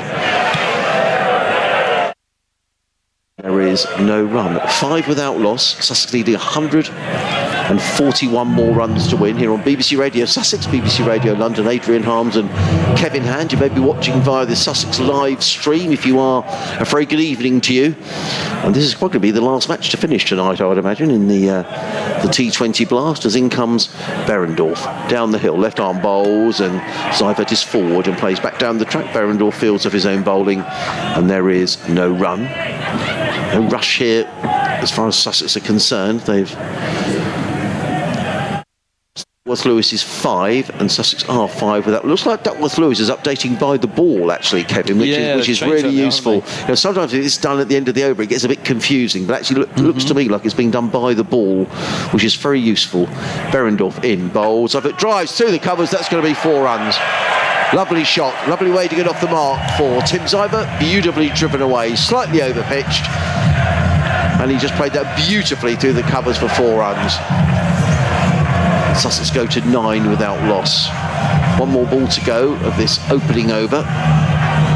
Crowd are enjoying themselves. I'm glad for the crowd that we've got. Hopefully we're going to get this game, finished and a result. We'll need 5 overs to be bowled before that can happen. As in comes Berendorf again. Down the hill, bowls, and Seifert is forward and plays to mid-off. There is no run. End of the opening over. Seifert is on 4, Wright is on 5. The Sussex Sharks are 9 without loss. There are 16 overs remaining. They need to score another 137. They need to score those runs at 8.6 and over. And the Duckworth Lewis, I think, on the right-hand side of that scoreboard is saying 8. So, Toby Rowland-Jones. Really good to see Toby Rowland-Jones back in action. I haven't seen him play for a couple of seasons. He's had some pretty nasty back problems, Kevin, and it's always good to see fast bowlers who can come back from injury. Big, tall, strong man, and the quicks have bowled well here tonight. McCoy bowled well, Finn bowled well, Mills bowled well. Will Toby Rowland-Jones bowl well? Just to guide you through this over is Kevin Hand. Well, he's almost in the form of his life at the moment, it feels like, Rowland-Jones, and he's carried it on into the blast as well. Fabulous figures and economy so far. He's right arm over the wicket from the CM. This goes up in the air and underneath it. Chris Green holds on. Wright's gone for 5. Rowland-Jones delighted. Middlesex ecstatic. The start they needed, an early wicket. 9 for 1 as Rowland-Jones picks up Wright. Green, well, he's done very well there under the floodlights on a skiddy night now, after the rain delay in the interval here at Hove. I think Luke would be disappointed about that. It was short. I mean, is it quite... I'm not sure. I think it got a bit big on him, didn't it? He was looking to pull that one away with square leg. I've seen Luke play that shot on so many occasions, but pulled it and comfortably caught it deep mid-wicket. It's always a big wicket when Luke Wright goes. And I would just say from a Sussex point of view, I mean, Tom Alsop has been brilliant for Sussex. In fact, Ali Orr is coming in, so this is a real change in the batting order. I've not seen Ali Orr play any T20 cricket. I may be corrected, but this is his debut in T20 cricket. Thank you, producer Andrew back at base. I hadn't seen him play. He's played 50 over cricket, and I'd imagine his parents may well be here, Ali Orr. He's just 21 years of age, and left-handed batsman, opens in the county championship, but a chance to make a name for himself here. So a change in the batting order, because I expected probably Tom Alsop to come in at 3, but Alsop is being held back by the looks of it. So what a moment this is for Ali Orr, probably the biggest crowd he's played in front of in his career so far. Rowland-Jones has a slip in place, a deep point, a deep square. He's in now, bowls. That's worked way off the hip. That'll be 4. Just a little too short, a little too straight, and Orr able to get up and over the top of it. Well, 13 for 1. Well, I'll tell you what, that'll do Ali nerves a world of good. Just tucking that one away through square leg. Nice shot. He'll be feeling very much better now. Oh, what's got him waving the 4s on that one? Look, they're really giving it some up at the far end with the 4s, aren't they? Heaven is a place on earth. Who sang that, Harmsy? Come on. What am I going to get you on? What's going to be your specialist subject on Mastermind? I don't know. Who sung that? Rowland-Jones in bowls, and this ball's chopped away to point, top ball to follow up. Come on, you're not doing movies, you're not doing music. What would be your specialist subject on Mastermind? Sport. Oh, but we don't want to talk about that. I'm generally quite good on the music quizzes, but not clearly on that one. Well, that really got him going up at the top end. It was a real white side-to-side wave on the 4s up there. Rowland-Jones in, bowl short on the hip. Simpson got a glove on it. It's going to not go for 4. Simpson just got enough onto it to hold them to 2 leg byes, I think that's going to be. Yes, I would agree. Oh, no, it's off the bat. So even better from Simpson. Little tickle down the leg side from Ali Orr. So Duckworth Lewis is going up by the ball here, which is really, really good. So Duckworth Lewis is 16. It's not going up quickly enough. And Sussex are 15 for 1. Shows the effect of a wicket, though, doesn't it? What is it now? 16, and it's 15 for 1. It's Rowland-Jones to Orr, 6 from 3. On a length, cut hard, straight to backward point. Very well fielded in there by Max Holden, I think that is. Yes, it is. And Middlesex holding Sussex to 15 for 1 with 1 ball to come in the second. I remember Middlesex here in the championship game, Kevin, that they're very eager in the field, aren't they? When it goes to the field, all the other fielders seem to run towards them. They throw the ball from one to the other. It's quite good to watch, actually. I think, I could be wrong, but I think that was a Pete Hanscom introduction. He solved the Middlesex over 8 overnight. Sadly, that's probably going to be something that goes backwards now. He's gone. Middlesex is over 8. So here's Roland Jones. He's in, bowls, and that one's cut away. Deep point has got a chase on green. He won't stop it. That's a big 4 at the end of the over. 19 for 1 off 2. Wicket first ball of the over. Couple of boundaries. The Sharks come back with against Roland Jones, though, which keeps them just above that 8.5 required rate. 19 for 1 after 2. Yeah, and Ali Orr picking up a couple of boundaries in the over. He's gone to 10 very quickly on his T20 debut. He'll be absolutely thrilled to bits and would not have been expecting to play tonight, but George Garton sadly unavailable for Sussex with, I think, he's had complications with COVID, as George. If you're listening, George, we wish you all the very best and your recovery, and hope to see you again back in the Sussex side soon. But Ali Orr, another left-hander, as indeed is George, coming in and doing a good job for his county. So Sussex up with the rate. 19 for 1. It's going to be Berendorf who's going to bowl the next over from the Cromwell Road end. Comes in, bowls to Seibert, who places carefully through the covers, picks up a single to the sweeper on the cover ground, who's Chris Green, who I can identify because he's got green boots on. Seibert goes to 5. The Sharks 20 for 1 in the third over. Duckworth Lewis is 19. Belinda Carlisle. Belinda Carlisle. Heaven is a place on it. Good call. Did someone tell you that? No, I just Googled it. Right, okay. Berendorf back to his mark. The slip in place. Bonus point for what year, Adrian Harms? 86. Let's have a look. 87. Good from you, Harmsy. Not far off. Berendorf, left arm over the wicket. He's in and bowled. And Orr is bowled! Jason Berendorf picks up the wicket. Ali Orr looking to work that one down to third man. I don't know if he got a little inside edge, but he played the ball on. And Middlesex get another breakthrough. Orr slaps his bass against his pad. He makes his way off. So 2 wickets down in the power play. And the immediate difference, Kevin, that has on Duckworth Lewis, because Duckworth Lewis is now 26 and Sussex are 20 for 2. And the new man coming out for Sussex will be the man who is in terrific form in T20 cricket, is Tom Alsop, who didn't start the campaign for Sussex but made 65 off 30 balls against Kent last week. There's a sight screen nearly fallen off next to us there. I think the wind's blown part of the sight screen off, hasn't it? Look, there he goes, back again. Swaying in the wind like a big sail it is next to us. And at Somerset last week he made 30, so Tom Alsop is in good form. Alistair Orr has gone for 10. The Sharks are 20 for 2. You're not impressed by the breaking sight screen next to us, are you? That just all of a sudden swayed forwards. It was like we were on a ship or something. Whoa, off we go, and the sail went. It's sat back down there. I was a bit worried that the whole sight screen was going to come down next to us. I'm sure that's pretty good, but that bit isn't. You did see that, didn't you? Well, it moved a little bit earlier on, actually. I'm not sure if it's in the breeze or what. There is a bit more wind now, but there's a lot of dark clouds around, Kevin. Whether we're going to get through or not, we shall see. We'll have a game if we get through 5 overs. As in comes Berendorf down the hill, bowls Alsop, rather tucks Alsop up, who manages to dab that onto the onside. Picks up a single, does Tom Alsop. So he's on his way. The Sharks 21 for 2. Duckworth Lewis is still showing as 26. When we have 2 more overs after this, we will have a result in this game, no matter what happens. Who's that warming up down in front of us? Number 24 on his back. It's Martin Anderson. Yeah. Who may well be bowling the next over. We shall see. But it's going to be Jason Berendorf, who's going to carry on from the Cromwell Road end. Comes in to bowl to Tim Seifert, and Seifert is forward and plays to short extra cover. There is no run. Duckworth Lewis up to 27. Sussex 21 for 2 in this, the third over.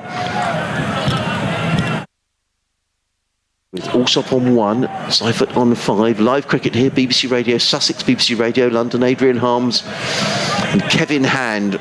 Middlesex making 163 in 19 overs and 4 balls. Then a lengthy rain delay. Sussex needing 146 in 17. As in comes Berendorf, bowls, and Seifert again right in behind this, plays it out to the offside. Good over this though from Jason Berendorf. He's picked up a wicket. He's just conceded 2 singles. Duckworth Lewis just inches up a little, up to 28. And the Sharks 21 for 2, with Luke Wright for 5 and Alistair Orr for 10, already back in the pavilion. Kent are 82 for 5 in the 15th, needing 78 from the last 5.3, but Denley opening the innings is still there on 33. Can't see them winning that. Berendorf in again, bowls, and Seifert works. That's a lovely shot by Tim Seifert. That's really nicely played. There's no third man. There was a gap between the short third man and backward point. Seifert found that gap, showing his experience, beautifully played by the New Zealander. He picks up his second boundary. He's on 9. The Sharks are 25 for 2 at the end of the third over. They're scoring at 8.3 an over. They need to score at 8.6. Duckworth Lewis is 29. So Sussex there or thereabouts. But they will have half an eye on the weather. We seem to be in between sort of storms that are rolling along the south coast. But it is going to be Martin Anderson who's going to bowl the fourth over of this Middlesex innings from the C end of the ground. It means he's running up the hill, and he's going to be bowling to the man who's very much in form for Sussex, who is Tom Alsop. Notts powering to victory, 7 wickets standing. They need 35 from 8 and a bit. Let's have a look. 35 to win from 8.4. Moores and Patel together. Hale's gone for 91 off 33 deliveries. Wow. What's the quickest century? Must have been pushing close, wasn't it? Anderson up the hill he goes to Alsop.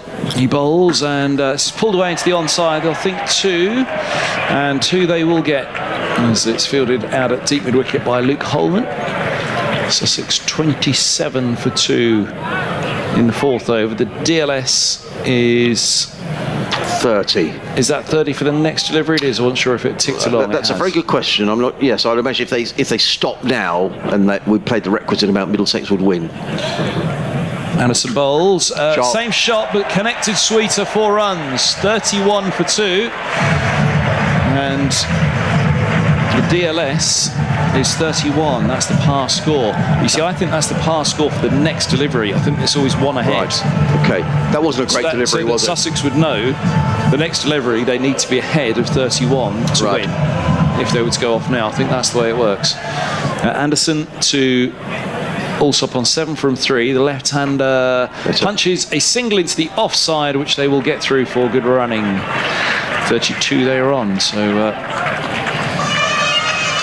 Tom Alsop straight into the fray here, 8 off 4. He's very quietly spoken, Tom Alsop. As most cricketers are, cricketers seem to just specialise in being nice people, don't they? And he's very quietly spoken, goes about his business, Tom Alsop. He's been a really good acquisition for Sussex this season.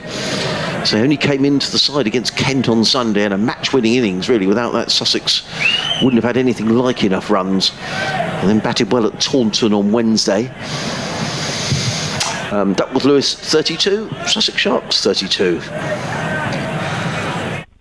Here is Anderson. Bowls to him now, and chopping down into the ground through to the keeper it goes. Just wondered if he'd play on there, but not so. Yeah, does it go up a run? It does go up a run. Duckworth Lewis goes to 33. And it could still be relevant. One more after this over from Martin Anderson. We've got a game. Middlesex need wickets. What we haven't got confirmed yet is the power play, the length of it. I'm trying to think. It was 4.5 in a reduction to a 16 over game. So, yeah, 5 would be about right as this ball's driven to Roland Jones. Single taken. Sharks. I don't think he took it, actually. Did he not? No, he didn't. I don't think he did take a single in. Then it was driven firmly. It's a good bit of fielding by, is that Roland Jones? Yeah. No, he didn't. So he's come back with 2 dot balls here as Anderson. It was hit firmly. And both the dot balls faced by Seifert. Seifert, yes indeed. Here's Anderson in, bowls, and this ball's out wide down the leg side. It's a shame for Anderson. Not able to get out of the good over otherwise. 33 for 2. That was my clever way of getting you to say it for me, just so I'd had another run up at his name. Well, it's the first time we've said anything of Tim Seifert, and as I say, it's been a revolving door of wicket keepers. This is the 3rd wicket keeper that Sussex have had in 5 matches. Seifert awaits as Anderson bowls, and this is up in the air, down the ground. That wide is costly because the last ball of the over now goes for 4. 37 for 2, well ahead of the DLS now. End of the 4th, and that's been pretty prolific so far for Sussex. Shame for Anderson. 4 at the start, 4 at the end. Just couldn't get out of the over. Middlesex. Roland Jones, change of ends actually. He's going up to the Cromwell Road end, and I think they realise they've got to go with their Why did they change his ends? Well, I mean, maybe for how they want to deploy the spinners down here, but... And also, this could be the last over of the power play. We'll have to see. Actually, Middlesex... Yes, it will be. Yeah, for sure it will be.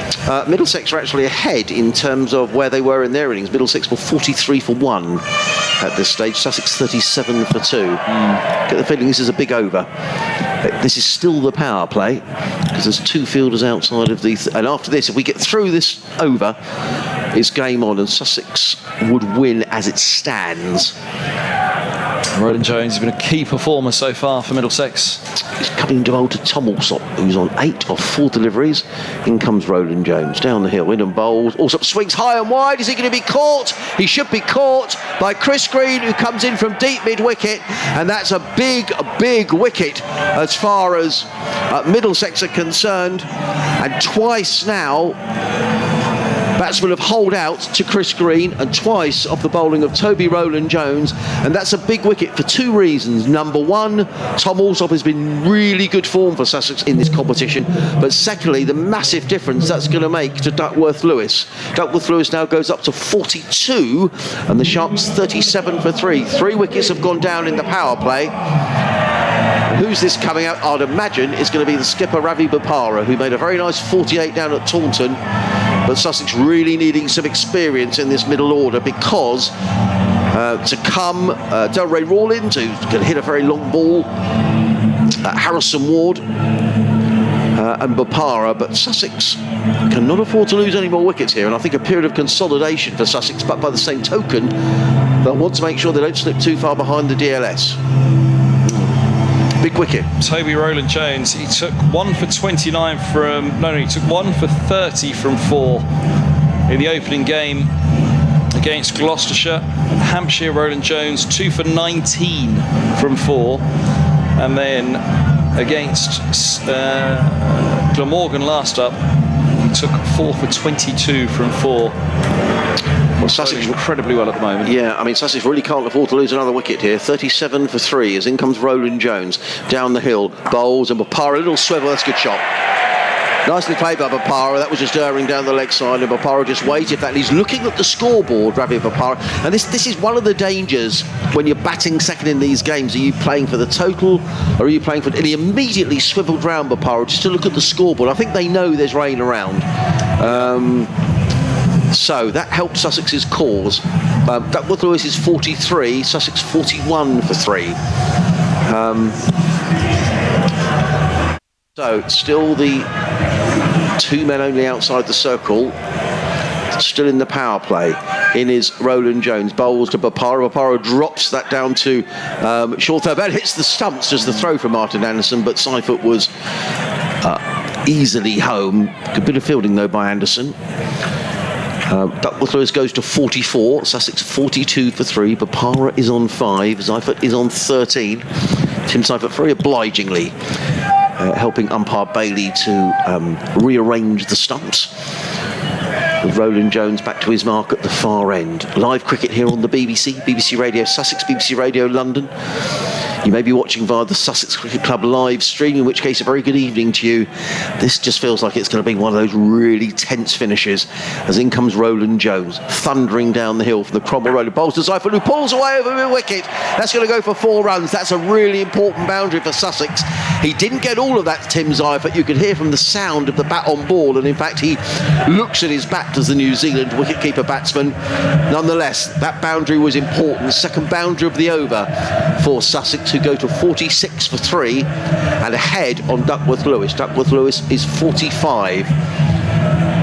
So 9 off the over, but a wicket for Toby Rowland-Jones, and Middlesex will be hoping that the tall quick bowler can pick up another wicket. It makes such a huge difference to the Duckworth-Lewis calculation. Rain around on the south coast, mercifully dry at the moment as Roland Jones is in over the wicket, bowls short, pulled away by Seifert. More runs. Is it going to be another boundary? No, it's a very oh no, it goes over the boundary ropes.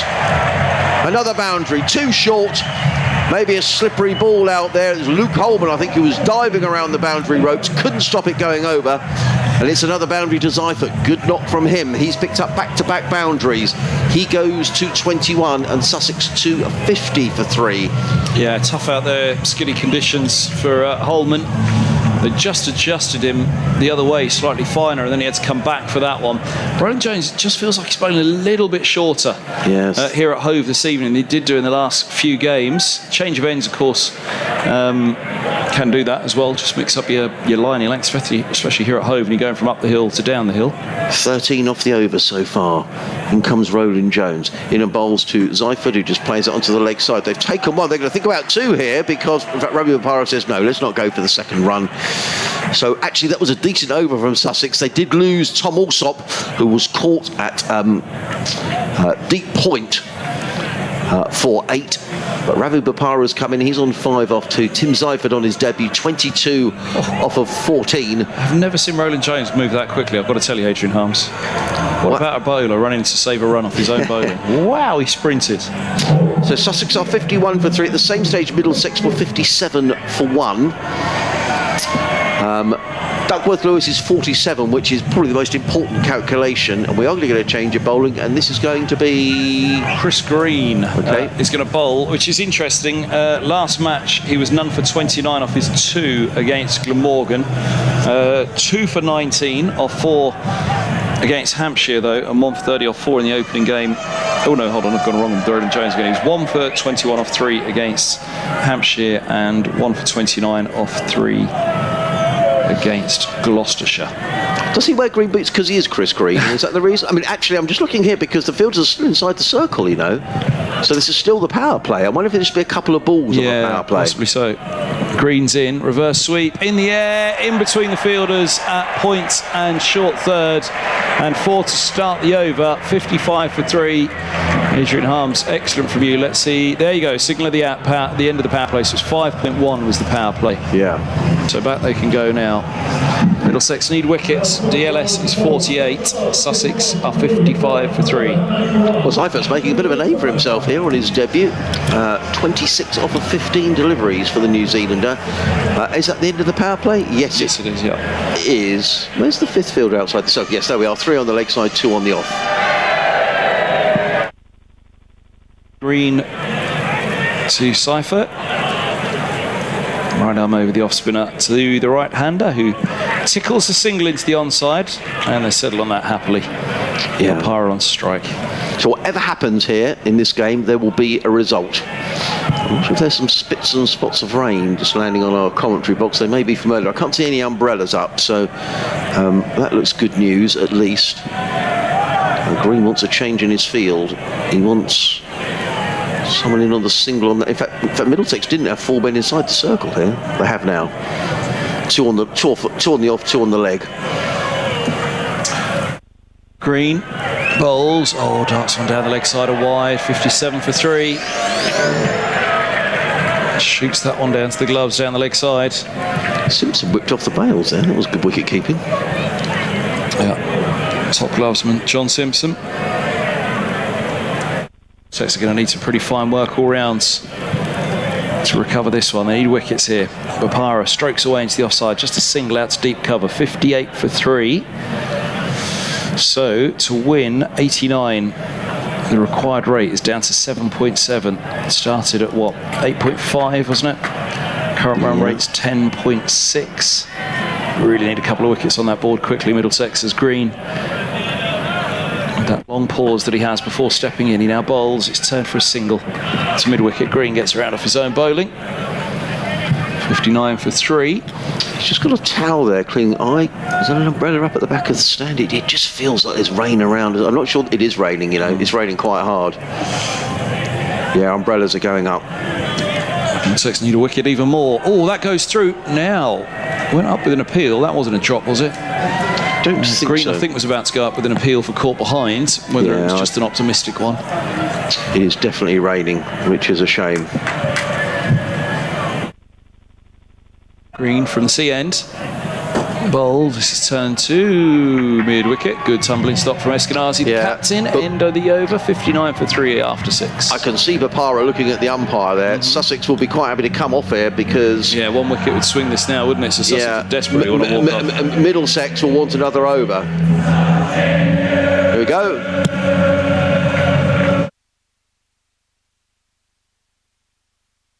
It feels like we're in Vegas with your mate Andy. Was it Andy on the tweets? Yes, it was.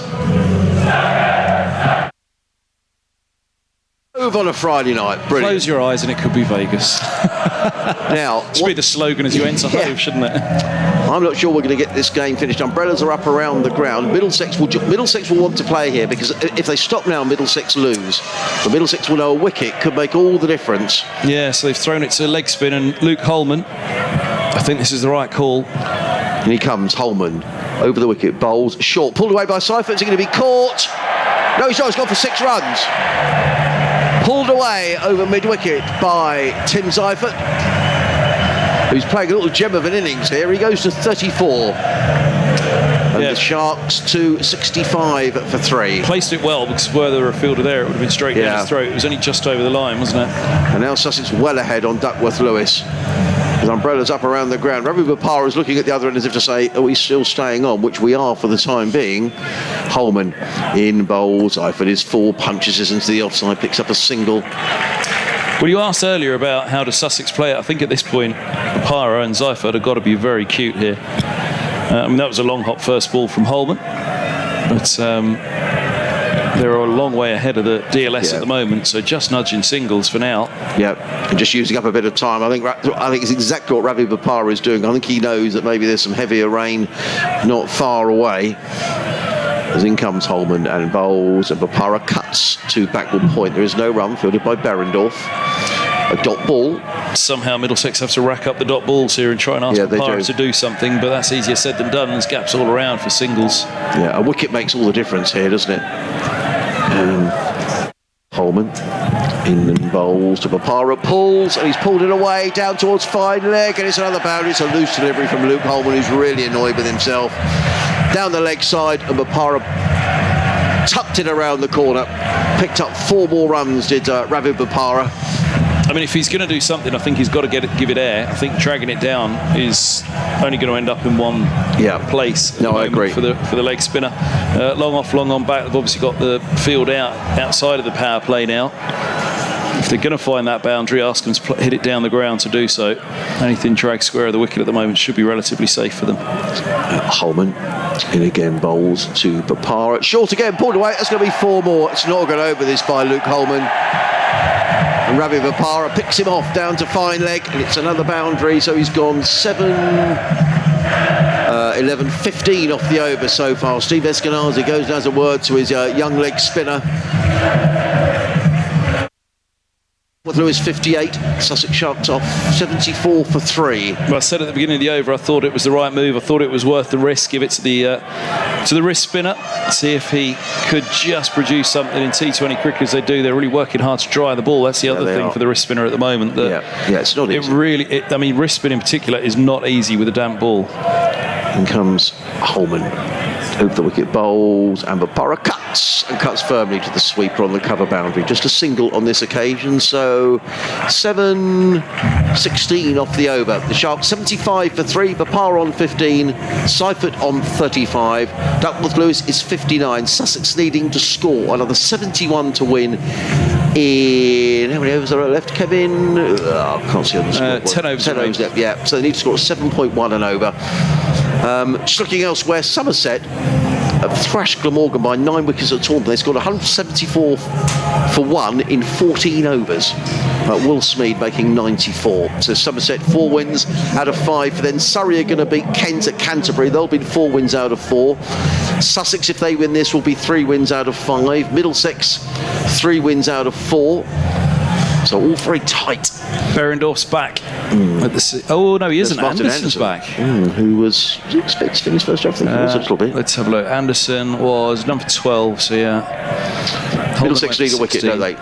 Yeah, here's Anderson, his second over, his right arm over, and Bopara drops a single into the onside. Green comes down from mid-on to collect, 76 for 3. DLS only just moving to 60 now, so they really need 2 wickets, Middlesex, I think. Something's got to happen quickly. Yeah, I mean, provided it stays, it doesn't rain, Sussex will feel reasonably well, very well placed here. Yeah. But a couple of wickets makes up. We saw that in the Middlesex innings. We thought Middlesex were going to get 200 odd, and it didn't happen. It is raining quite hard again now. You can see it. Anderson to cipher down the down the leg side it goes, wide, 77 for 3. Now again, it will be a slippy ball out there for Middlesex. It was a good toss to win. No, it was. For the Sharks tonight, I have to say. It was. I think with rain around, I'm sure that was very much uppermost in Ravi Bopara's mind. Anderson past the umpire, he bowls and beats the edge of the bat. So I was just looking to run that one, but through the gloves of Simpson. Short third up inside the circle, so he had his eye on that boundary rope down at the bottom of the steps from the players' dressing room at the indoor school. You always wanted to call it the pavilion steps down there, don't you? But it's not the pavilion, it's the indoor school. I mean, I sort of call it the players' pavilion. Nice. Yeah, you could go with that. Anderson hits the crease, bowls into the block hole, big appeal, LBW, he's gone! Anderson strikes! 77 for 4, Seifert's gone for 35, he's played around a Yorker length delivery, and it looked plumb, that one. Anderson knew he had his man, and in the 8th over, Middlesex give themselves hope. The Sharks are 77 for 4. Well, we said that Middlesex needed a wicket, so that will have quite a big impact on Duckworth Lewis. Not as big as I thought, actually. Duckworth Lewis is 67, but what it does do... no George Garton for Sussex tonight. Good knock, though, by Tim Seifert, who gets a nice round of applause. It will be Delray Rawlins, who's the next man in for Sussex. Still Harrison Ward to come, and then really down amongst the bowlers. So then it's Obi McCoy, Tamal Mills, Archie Lenham and Steve Finn. So bit of a tail, Harmsy. Well, they can all hold a bat, but yes, I would say that Harrison Ward and Delray Rawlins are the last 2 recognised batsmen. You're teasing us, Harmsy, teasing us. We'll be one of the last games standing, I'd imagine, at the moment. The old viewing figures will be going up on the streams as well. In fact, the umbrellas have gone down, which is encouraging as well. So maybe we're going to... Well, we did say Middlesex. Yeah, we did say Middlesex's best hope was that this did play out across the 17 overs, give them chance to try and claim those wickets, to drag themselves back into it. That's just the start. I mean, the other key man, Bopara, but Rawlins can obviously be a powerful, prolific scorer as well. You never know what you're going to get from Delray. We may get a cameo of 30 or 40 and carry Sussex over the line. He could get out next ball. You don't know. He's a wonderfully talented cricketer, Delray Rawlins. We'll just have to see what we get tonight. Here goes Anderson to the left-hander. He's right arm over, bowls, and Rawlins leaves alone outside off. Through to the keeper it goes. Replays an uppercut. Duckworth Lewis just goes up by a run, so 68. Yeah. I mean, really, you'd fancy Sussex needing 69 to win, but they have got 4 wickets down. One more wicket, and you think that will swing a fair old way, that DLS. You would have slowed them down again. What were they going at? They were going at 11, weren't they? They're now down to current run rate of 10. Required's only 7.4, though, so all very manageable. 69 to win from... 56 deliveries. Anderson past the edge on this time, beats him on the back foot. Lovely ball from Anderson. Well, his first over went for 12. This over has so far, he's had a wide and a single, so just the 2 runs off his over and that important wicket of Tim Seifert. When that wide went through, I just looked around the field and you could see just the heads around the field a little bit, just dropped to that wide second ball, but the 2 balls later a wicket. Yeah, it's a funny old game, isn't it? T20 is unforgiving for bowlers, isn't it? Here's Anderson, bowls, and up on his toes, Rawlins drops a single into the onside. Is it one to come? It is, isn't it? No, that is over. That is over. So just the 3 off it and the wickets. Well done, Martin Anderson. 78 for 4. DLS is 70 now. So 8 overs gone, 9 remain on BBC Radio Sussex, BBC Radio London, live on the BBC Sport website and app, as well as on the South Coast on DAB. And we're live on the websites, on the live streams of Sussex and Middlesex as well. Myself, Kevin Hand, and Adrian Harms. Well, it is starting to drizzle again. I can see 1 or 2 umbrellas going up around the ground. Let's just hope this game is played to a conclusion, because we could be in for a really exciting finish. We've got a change of bowling at the at the Cromwell Road end of the ground, and it looks to me like Jason Behrendorff is coming back into the attack. Yeah, I think they've got to go early here, Middlesex, with their big guns. Yeah, the experienced Australian, 2 overs, 1 for 15 for Jason Behrendorff. Delray Rawlins is on strike, so Sussex needing 68 to win. They've got to score at 7.6 and over. Duckworth Lewis is 70, Sussex 78 for 4, as in comes Behrendorff down the hill from the Cromwell Road in, bowls to Rawlins. Rawlins is forward, punches that down to mid-off. It's just a single, well taken by Rawlins, who set off as soon as he played the shot and got through for the single. He goes to 2 off 4 deliveries. The Sharks 79 for 4, currently scoring at 9.7 and over. They need to score at 7.6, so the run rate is perfectly manageable for Sussex. However, with a, do you get lengthy tails in T20? I mean, everybody can bat these days, but Rawlins and then Harrison Ford would be the last. Harrison Ford, yeah. 23 off 5 he got down at Taunton the other night, did Harrison Ward. In comes Behrendorff. Tall left arm over the wicket, in and bowls to Bopara. Bopara is forward, the ball just dribbles down in front of him. There is no run. You feel Bopara is absolutely key here for Sussex. Bopara stays, you think Sussex win. And he'll know as well, he's just got to nudge singles here for the rest of the innings. That's all he's got to do. They're far enough ahead of the DLS. They're nudging singles. There'll obviously be the odd bad ball that they get away as well. Well, DLS is now 72, Sussex 79, so they are ahead. Wicket will make a big difference here. Surrey have just beaten Kent to go back to the top of the table. Behrendorff in bowls to Bopara, who plays away, gets a very fine stop in there at mid-wicket. He's fiddling around with our effects microphone. No. Look, I'll tell you what it is. It's our falling sight screen next to us here. It keeps knocking the other bit of netting that's right out in front, which our effects mic is hanging across. So it's the loose bit of sight screen to our left. Every time it swings out in the wind, it hits the effects mic. Noise. Yeah. 79 for 4 are the Sharks. Bopara is on 16. Rawlins on 2. 67 Sussex need to win. Duckworth Lewis is 73 as Behrendorff is in. Bowl to Bopara, who clips this through mid-wicket and picks up a comfortable single. Does Ravi Bopara, makes it look very easy the way he works the ball around the ground. Picks up a single. He goes to 17 off 13 deliveries. The Sharks are 80 for 4, needing another 66 to win. We are the last game standing this Friday night, Adrian Harms. We are. And we're in the 9th over of the 17. Does that mean we imminently get a text from Kevin Howes as well? I don't know. So we're on BBC Radio 5 Sports Extra. In comes Behrendorff over the wicket, bowls, and Rawlins is deceived by a slow delivery. Good bit of bowling by Behrendorff, because Rawlins was looking to club that one away on the leg side. In the end, he was through the shot far too early, and it's another dot ball. Good over this from Behrendorff. Kevin, he's just conceded the 2 singles. They all look as though elsewhere they were all pretty comprehensive victories. Lancashire Lightning winning by 2 wickets. That one's pretty tight, but everything else is pretty comprehensive. So the Vitality Blast saving the best for last tonight here at Hove, as this one should go down to the wire. It's Sussex's at the moment, but you've got to gamble a wicket will happen.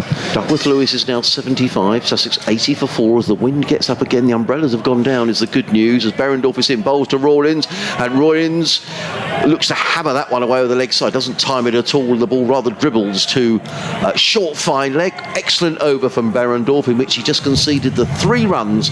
The Sussex Sharks are 81 for 4, Bopara on 17, Rawlins is on 3. Sussex needing another 65 to win in 8 overs. They need to score at 8.1 and over. And you're listening to live cricket on the BBC. BBC Radio Sussex, BBC Radio London. If you're watching via the Sussex Cricket Club live stream, a very warm welcome to you as well. This game could go to the wire. The Sharks are 81 for 4. Duckworth Lewis is 76 to guide you through the next over, being bowled by Chris Green. In his green boots is Kevin Hand. I'm not wearing green boots. He's Green, stepping away from us. 81 for 4. They're much more colourful than that. Green bowls, and this is hit down the ground. Big 6 from Rawlins. Flat 6, straight back into the sight screen. Wow. That was sweetly struck. Well, when Rawlins hits Delray Rawlins is on song, that's one of his favourite shots. Dancing down the wicket and just smashes the ball. He did that at Taunton the other night. This could be a big over. He's got a 6, and I just wonder if Delray now thinks, do I go for it, or do I just pick up 1s and 2s here? 1s and 2s. Here's Green. Bowls and Rawlins. Oh, leading edge all along the floor. Single just in front of points.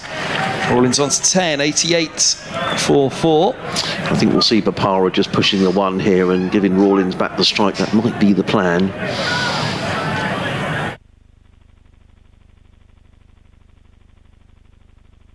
Cheerio being given to someone. A few Middlesex fans leaving early? Surely not. This game's still even. Well, you know, Sussex are in the box seat.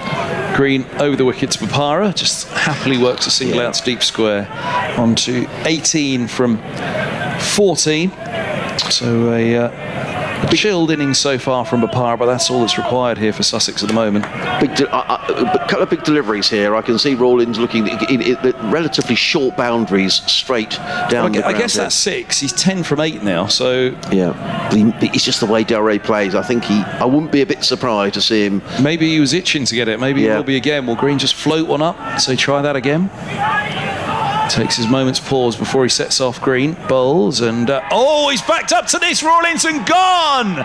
89 for 5. He went right back in his crease to that ball from Chris Green, and LBW for 10 off his 9th delivery. Sussex still need 57. They've got 5 wickets to do so, and Bopara, who's been nonchalantly nudging the ball around Hove tonight, all eyes will be on him, all pressure on him now, the experience. Rawlins, it looked as though he was in trouble for that one as he backed up right onto the crease to the off spinner, and the left-hander has to go. 89 for 5, DLS climbs to 85. Yeah, my immediate thought was that it was perhaps a little high, but that's just with the first look with the naked eye. Nonetheless, he's gone, and this game, it's a great game, isn't it? It's swinging this way and that. Pretty plumb. At worst, it was sliding down. Right. Well, the next man is Harrison Ward, who, young cricketer, hasn't played an awful lot of T20 cricket. However, at Taunton on Wednesday night, 23 off 5 deliveries with 3 sixes. But I don't think it was a different situation then. It was the last over, and he could just swing and nothing to lose. This is a little more different. And Sussex, well, a couple of big sixes would clearly help, but I'm not quite sure that's what's required. Green to Ward, and the left-hander's forward, solid defence. Green makes sure it doesn't get through. I think because he backed up so far, it made you think it was a shorter ball than it was, Adrian, because I reckon that's hitting halfway up middle of the leg. Okay, that's fine, yeah. He was a long way back to that ball. Just got stuck in an awful position on it. I mean, if you freeze frame the moment of impact and try and describe the shot that he was playing, it was a work around the corner, but the footwork and everything was all over the place for that. Here's Green, bowls and drags one down, which is punched off the back foot by Ward for a single to get off the mark. Second ball, 90 for 5. DLS is nudging along just behind the total now. It's 87. 10 overs gone, 6 to go here on BBC Radio Sussex, BBC Radio London, live on the BBC Sport website and app. The final throw of Friday night cricket in the T20 Blasts after a full day of cricket on the BBC, starting with a test match at Lords, back tomorrow morning on BBC Radio 5 Sports Extra. Well, England have it all to do there. Here, it's on a knife edge, I'd say. Adrian Harms. It is on a knife edge, and another wicket. I mean, Bopara key here for Sussex. And if a wicket does go, then Middlesex are into the bowlers. These are the last 2 recognised batsmen. Harrison Ward surveys the leg side field. Duckworth Lewis is 87, Sussex are 90 for 5, and it's going to be Walla Lawita who's into the attack. Left arm spin over the wicket, bowls to Ward, who plays this through extra cover and picks up a single as Harrison Ward. So he goes to 2 off of 3 deliveries. The Sharks to 91 for 5. DLS goes to 88. Yes, it is that close. Sussex needing 55 to win in 6 overs and 7 balls.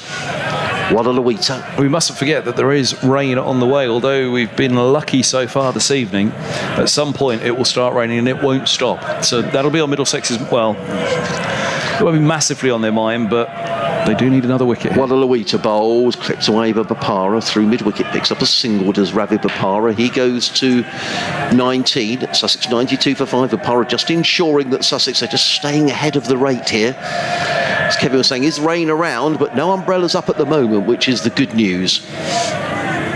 Walla Lawita again.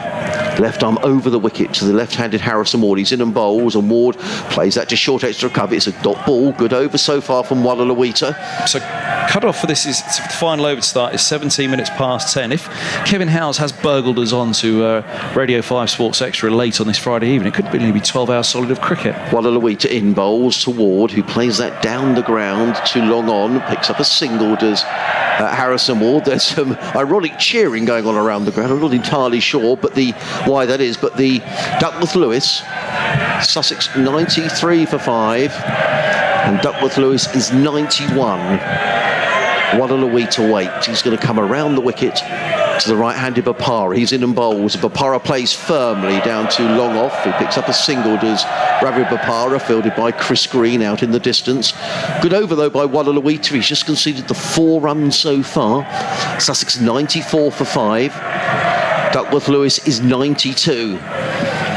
Sussex needing to score 8.4 and over. They're currently going at 8.7. Wallaluita, final ball of this, the 11th over. He's in and bowls toward Ward, drives to extra cover. It's a dot ball. That's a very good over by Wallaluita, in over in which he's just conceded the 4 runs, and Sussex are 94 for 5. Bopara is on 20 off 16 deliveries. Harrison Ward on 3 off 6. Duckworth Lewis is now 93 and Sussex are 94 for 5. It just goes to tell you how close this game is. 5 overs remaining. Sussex needing another... Is it 5 overs remaining? 6 overs remaining, I'm sorry. Needing 52 to win. They need to score 8.7 and over. But 5 wickets down, and much resting here on the shoulders of the skipper, Ravi Bopara. Aye. Green is going to come in again. So Bopara on 20 from 16. He's playing it calmly at the moment as Green's in. Bopara looks to push into the onside, only to mid-wicket. What have you spotted, Hans? Duckworth Lewis level. Yes. 94 for 5. Duckworth Lewis is 94. Well, evenly poised. 5 wickets down, 5 to go. 94 the score, 94 the DLS. Here's Green now. Was that back through the hands? I think it was. It's 4 runs. Think it was a chance? I think it went at catchable height past him. I don't think he got anything other than fingertip to it, if anything at all. Chris Green, a very useful 4. 98 for 5. Bopara moves along to 24 from 17. That just relieved the pressure a little bit for Sussex, because we're just getting slightly bogged down. The umbrellas are coming up again. Oh dear. How many overs left? 5.4. Yeah, it's a long way out still. Middlesex need wickets. Green loses himself. This is pushed back to him. Oh, now he got hands to it. Did it carry for Green? Bopara survives. Yes, a single, it gets through. That was a chance. He'd have backed Green to take that. He's pretty athletic. Yeah, that was definitely a chance. Let's have a look on the replay. He might be a little bit behind on the replay, actually, so let's wait a moment. Here it comes. We can have a look now. Oh, yeah, yes. That was a chance. Oh, it just died in him at the last. Whether it did just get into the hands before it died, I don't know. Here's Green around the wicket to Harrison Ward. Adrian Harms is fed up of hearing it, but Sussex aren't going to need anything frantic right now, are they? 3 men guarding that leg side, but that's where Harrison is very strong on that leg side. Green, the off spinner, away from the left-hander, looking to turn it. On the back foot, he punches a single down to long on. Ward moves to 4. 100 up for Sussex, 100 for 5. DLS 98. I think the Middlesex 100 came up. They were flying at that point, weren't they, in the 11th? Yeah, they were 101 after 10. Middlesex, and then it all changed. Then they lost the wicket, didn't they, in the 11th? Yeah. And this could all change. Very tight. Green to Bopara. He's the big wicket now. It strokes back to Green. One's come at the 12th. DLS 99. So Middlesex. Yeah, they reached 102 down. They're 107 for 3 in the 11th. fact, they were 109 for 4 by the end of the 11th. Davis and Anderson fall as this is pushed back to mid-wicket. Another dot ball for Green. Good into the over. Just 6 off it. The required rate has climbed to 9.2. The current has dropped to 8.3. 46 to win. DLS is 100. End of the 12th. 5 to go. The Sharks needed 46 more. 100 for 5. Well, let's hope it doesn't rain, because this has got all the makings of a terrific finish. And I can't help thinking that Sussex have, Ravi Bopara is so experienced, but this is difficult to do. Do you keep up with DLS? What do you do? Anyway, Wallaluita is going to bowl the next over to Harrison Ward, who's coming in from the Cromwell Road end to bowl to Ward. He's in and bowls, and Ward tucks this one down to longer. They're going to think about 2 here, but it's just a single. Not easy here for Middlesex, because the ball is damp, and you can see the fielder who fielded that ball immediately got the towel out of his pocket and just trying to keep the ball dry. One more to Ward. He's got 5 off 8, 101 for 5, and DLS is 101. What a great game of cricket. Wallaluita waits at the Cromwell Road end in his pink top, comes in to bowl to Ravi Bopara. Bopara drives to short extra cover. That is a dot ball, and Sussex will now be behind because DLS is 102. Sharks are 101 for 5. Bopara just collects his thoughts and waits for Wallaluita. Just the single conceded in this over so far. He's in and bowls. Bopara gets an inside edge. It's going out towards mid-wicket. They've taken 1, and that's all they will take as the throw comes in. 1 more to the total. Bopara to 26. At some stage, I wonder whether Sussex will take a risk. I wonder whether this could be it from Harrison Ward. We shall see. Wallaluita's first over just cost the 4 runs. He's only conceded 2 runs this over. Bowls to Ward. Ward cuts firmly to the sweeper on the cover boundary. Make sure he gets absolutely everything behind that. Gets in the throw. 1 more to Ward. He goes to 5. The Sharks to 103 for 5. Duckworth-Lewis now 105. Sussex needing to score at 9.9 and over. Bopara waits, the skipper. He's on 26 off 23. Wallaluita is in, bowls. Bopara chips this one through mid-on. They've taken 1. They're going to think about 2. They're going to come back for the second. They'll need to hurry. Bopara, oh, well, actually, the ball hit Bopara. I don't think it would have reached John Simpson anyway. And Bopara picks up a couple of runs. There was a bit of indecision there, to be honest. He goes to 28. Sussex to 105 for 5. Good over from Wallaluita. He's just conceded the 5 runs so far. Sussex could do with a boundary. Bopara surveys the field. Tension all around Hove as Wallaluita is in again. Bowls. Bopara plays out down to third man. That's a lovely shot. That was just what the doctor ordered as far as Sussex were concerned. And that's where all the experience comes in from Ravi Bopara. He just waited for that delivery. He knew the third man was up inside the circle, and he just found that gap with a beautifully controlled shot down to third man. He picks up a boundary. He goes to 32. The Sharks to 109 for 5. Duckworth-Lewis is 108. Sussex need 37 to win in 4 overs. They need to score at 9.3 and over. And Toby Rowland-Jones back into the attack.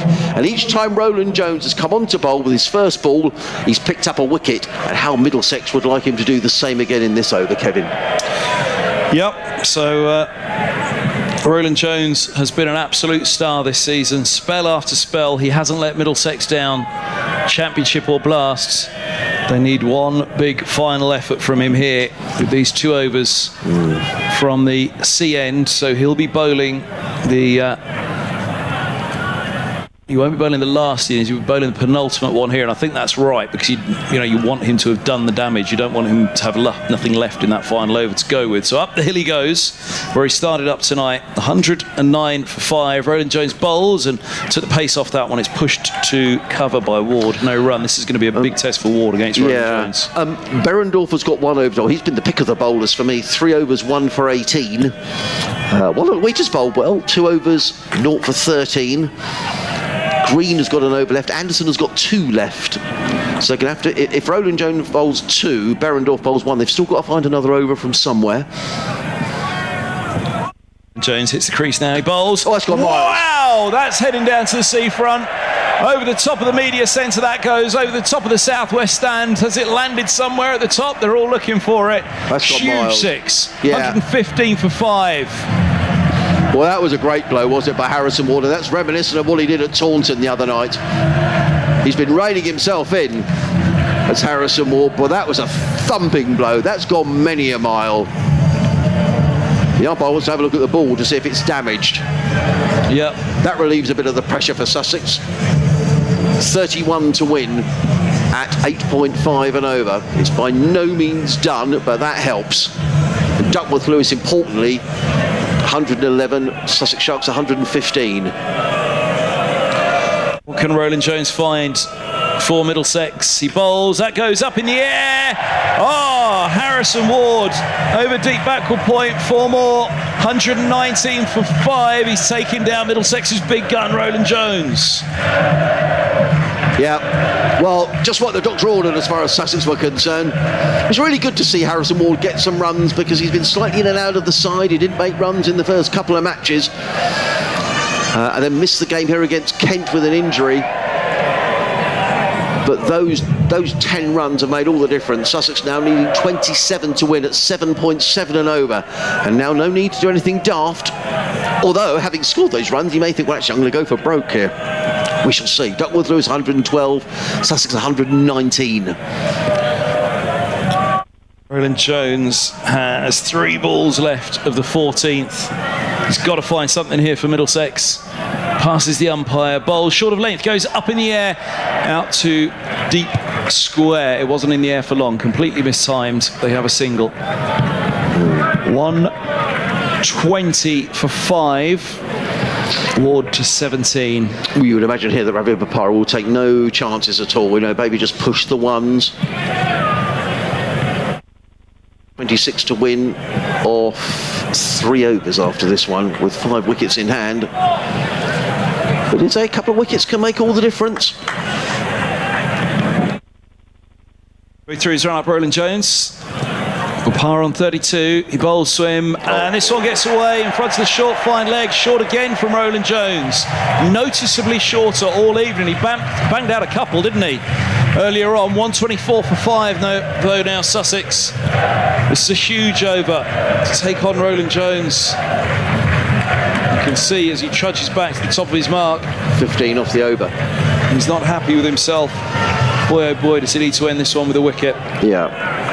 36 from 26 now, Bopara, he's getting going. Sharks need 22. Roland Jones up to the stumps, they nudge a single into the onside. Short fine leg comes around, Wallaluita.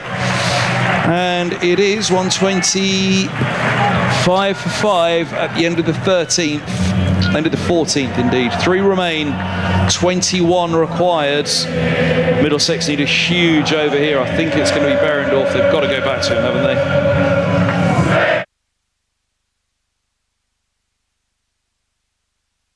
There we are. Hove crowd have had a great night.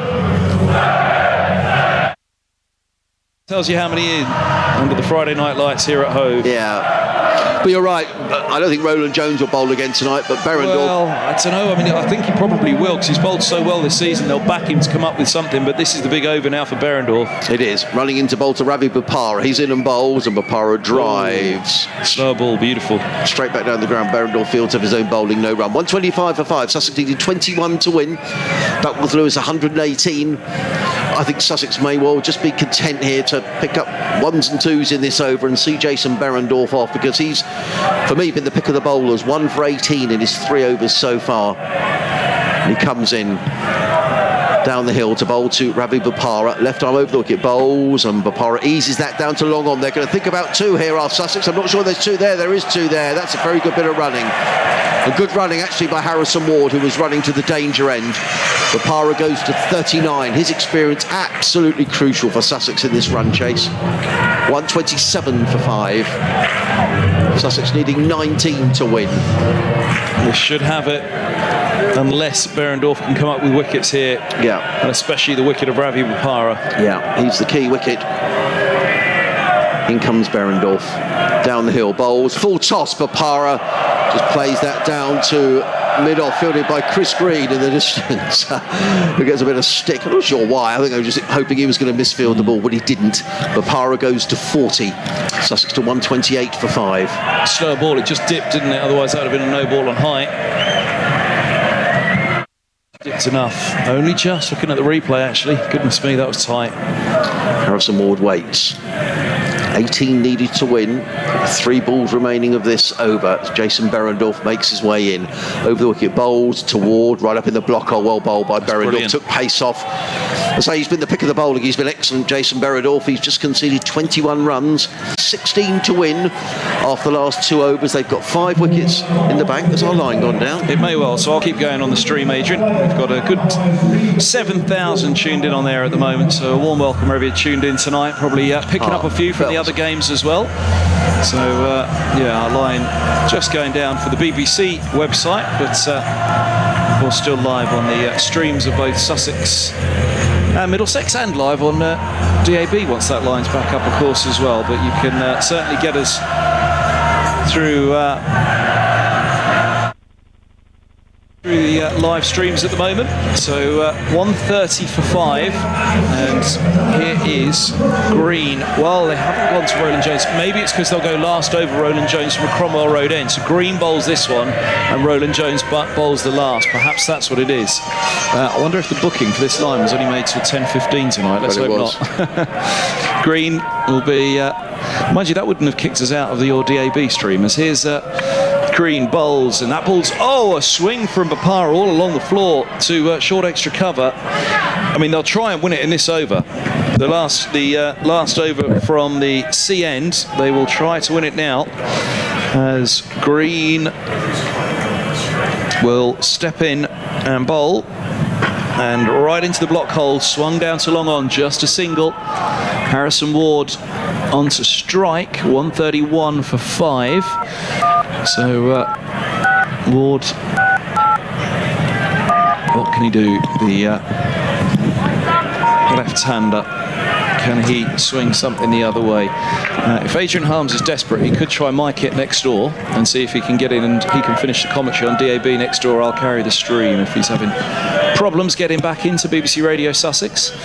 As Green steps in again, bowls, and Ward swings and misses through to the gloves of Simpson, only just above the top of the stumps, that one. So close from Green. Fortunately, so far for Ward. 131 for 5, 15 to win. They've got 9 balls, and Ward's on strike. Penny for Bapara's thoughts at the non-strikers end. 42 from 33. Ward 18 from 16. And here is Ward waiting as Green bowls. Ward comes down the track, drags a single out to deep mid-wicket, and they're going to think 2. Back they come. Bapara to the non-strikers end. They're through. Well run. 133 for 5, and it's 13 to win from 8 deliveries. Ward on 20 from 17, and Green can step in and bowl again, as here he comes, right arm around. Worked away, backward of square on the leg side. They're going to pick up a single, and 134 for 5 it is now. We're just going to carry on the live stream. We seem to have a technical difficulty at the studio, so our online listeners won't be able to hear the conclusion of the match. But I think it's important we carry on for the live stream. Absolutely, absolutely. You could always go next door and use my kit to finish your DAB broadcast if you want. Harmsy, see if the kit's working, but for some reason we're not connecting. So we'll just concentrate on the live stream. They'll be running around their houses at the moment, getting the devices and tablets and laptops out, won't they, to head to the stream from the DAB radios. Here comes Green to Ravi Bapara on 42. Last ball of the 16th. Does Bapara try and really send it downtown? Here he does. It goes up in the air. It's fine of the deep cover. They'll take 1. They'll come back for 2. Throw comes into the wicket-keeper's end. It's 10 to win off the last over. Good over, and it will be Ward to have strike on 21. Bapara moves to 44 from 34. Very good over indeed from Sussex. Not bad from Green either. It will be Roland Jones to charge down the hill. Don't rule out Roland Jones here. 136 for 5. What can Harrison Ward do for the Sharks? He's got strike, 10 to win. Right arm over to the left-hander. Does he try and go? There's a big debate out there, Kevin, isn't there, about who's going to... Oh, it's got to be Roland Jones, surely. Oh, they've gone Anderson. Well, I mean, it has been expensive for Roland Jones. He has gone for 40. I just wonder whether... Well, anyway, what a great game of cricket this has been. Going right to the final over. It is going to be Martin Anderson, as you say, who's going to bowl it.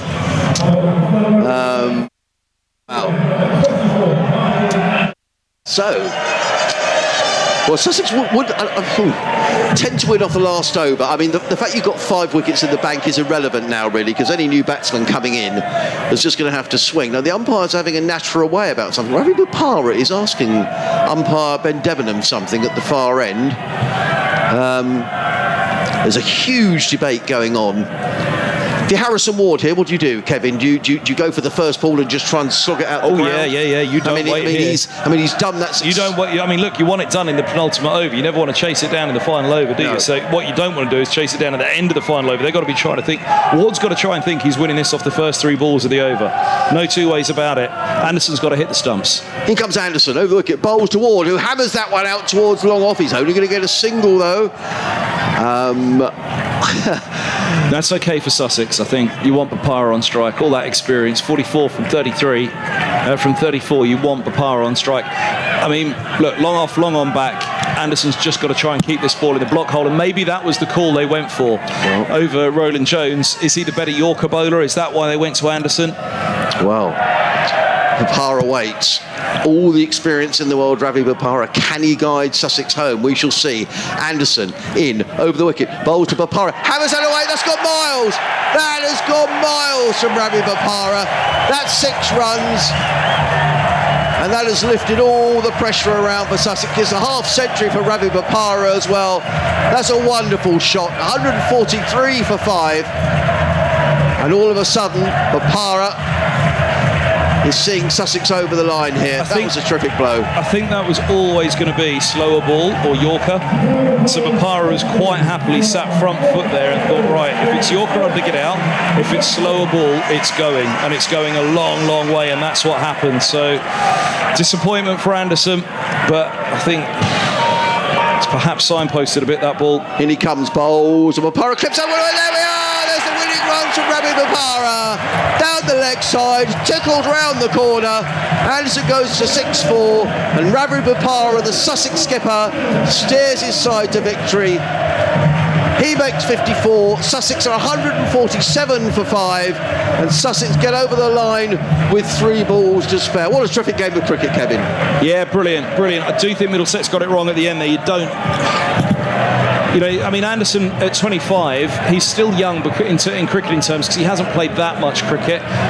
He's bowling beautifully this year, but I don't think you have a big gun like Roland Jones not bowling out this evening. I'm just trying to think, actually. Hold on. Had Roland Jones bowled out because of the reduction in the number of overs that each bowler could bowl? So maybe he was done, but it did look as though Roland Jones was taking off his cap to bowl. So I'll have to check back on that. I'm double guessing myself now or doubting myself at this point. But I mean, overall, the game of cricket was brilliant, and it just shows right down to the last that they very nearly were able to come back. Who have we got on here orchestrating? Is that a chief exec? No, it's not the chief exec. That's Rob Andrew, isn't it? Who's that walking across orchestrating the crowd? I think it's probably the sponsor. It looks like he's got a big bottle of champagne, and I would imagine the man of the match is almost certainly going to be Ravi Bopara because he's steered Sussex home. So I'm sorry we lost commentary on the BBC online, people who are listening via that device, but most people I think watching online, so on the Sussex stream. So I think we did the right thing and kept going. But Sussex have won here by 5 wickets with 3 balls remaining as the crowd make their way out. Kevin, thanks so much for your help. Another terrific night. We won't see you again in T20 cricket this season because we don't play. There's no return game, which is a shame. But the players make their way off. Thank you so much for listening, everybody. When are you back? I'm back on Sunday. You're back. We're back. So I'm not actually. Sussex playing at the Ageas Bowl tomorrow. Canterbury on Sunday for Middlesex. I see all the Middlesex fans there. Wonderful. Thanks so much for listening, everybody, and a very good night.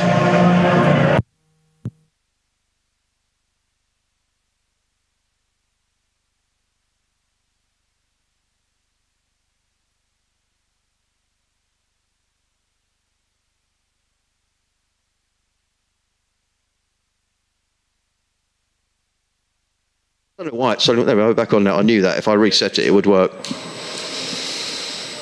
But who are you serving? You see?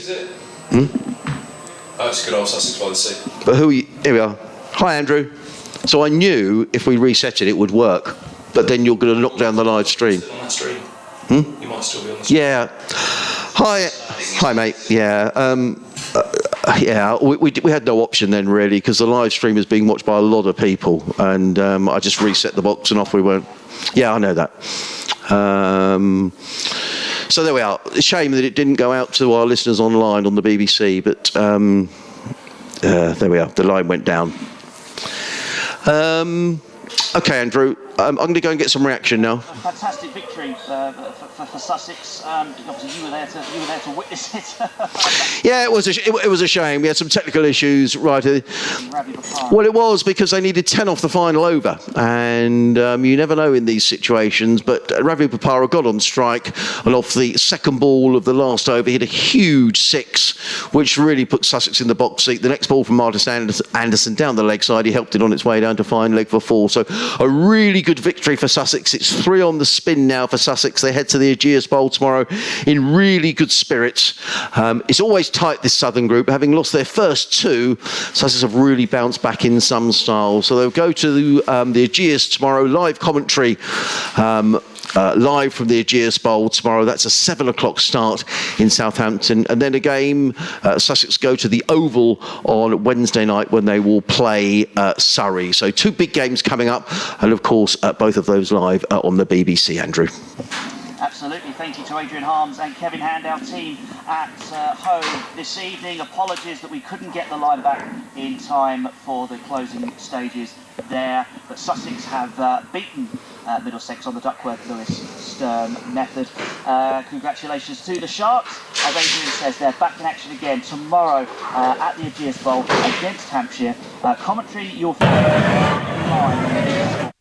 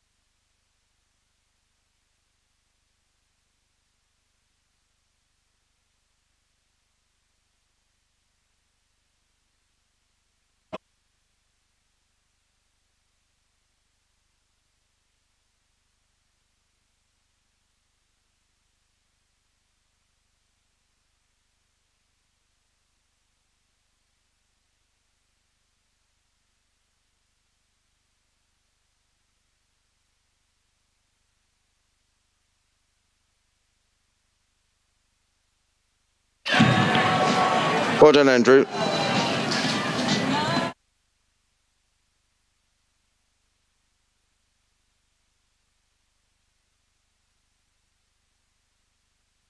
Andrew.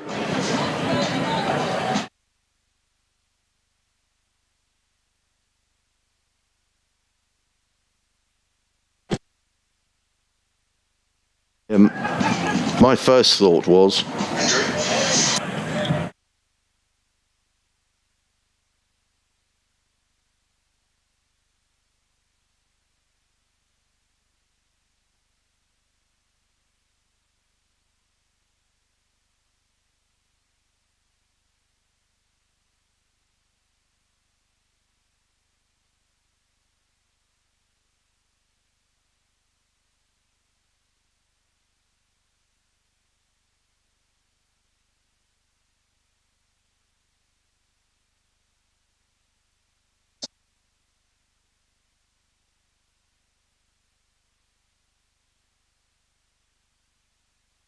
Hi, Andrew.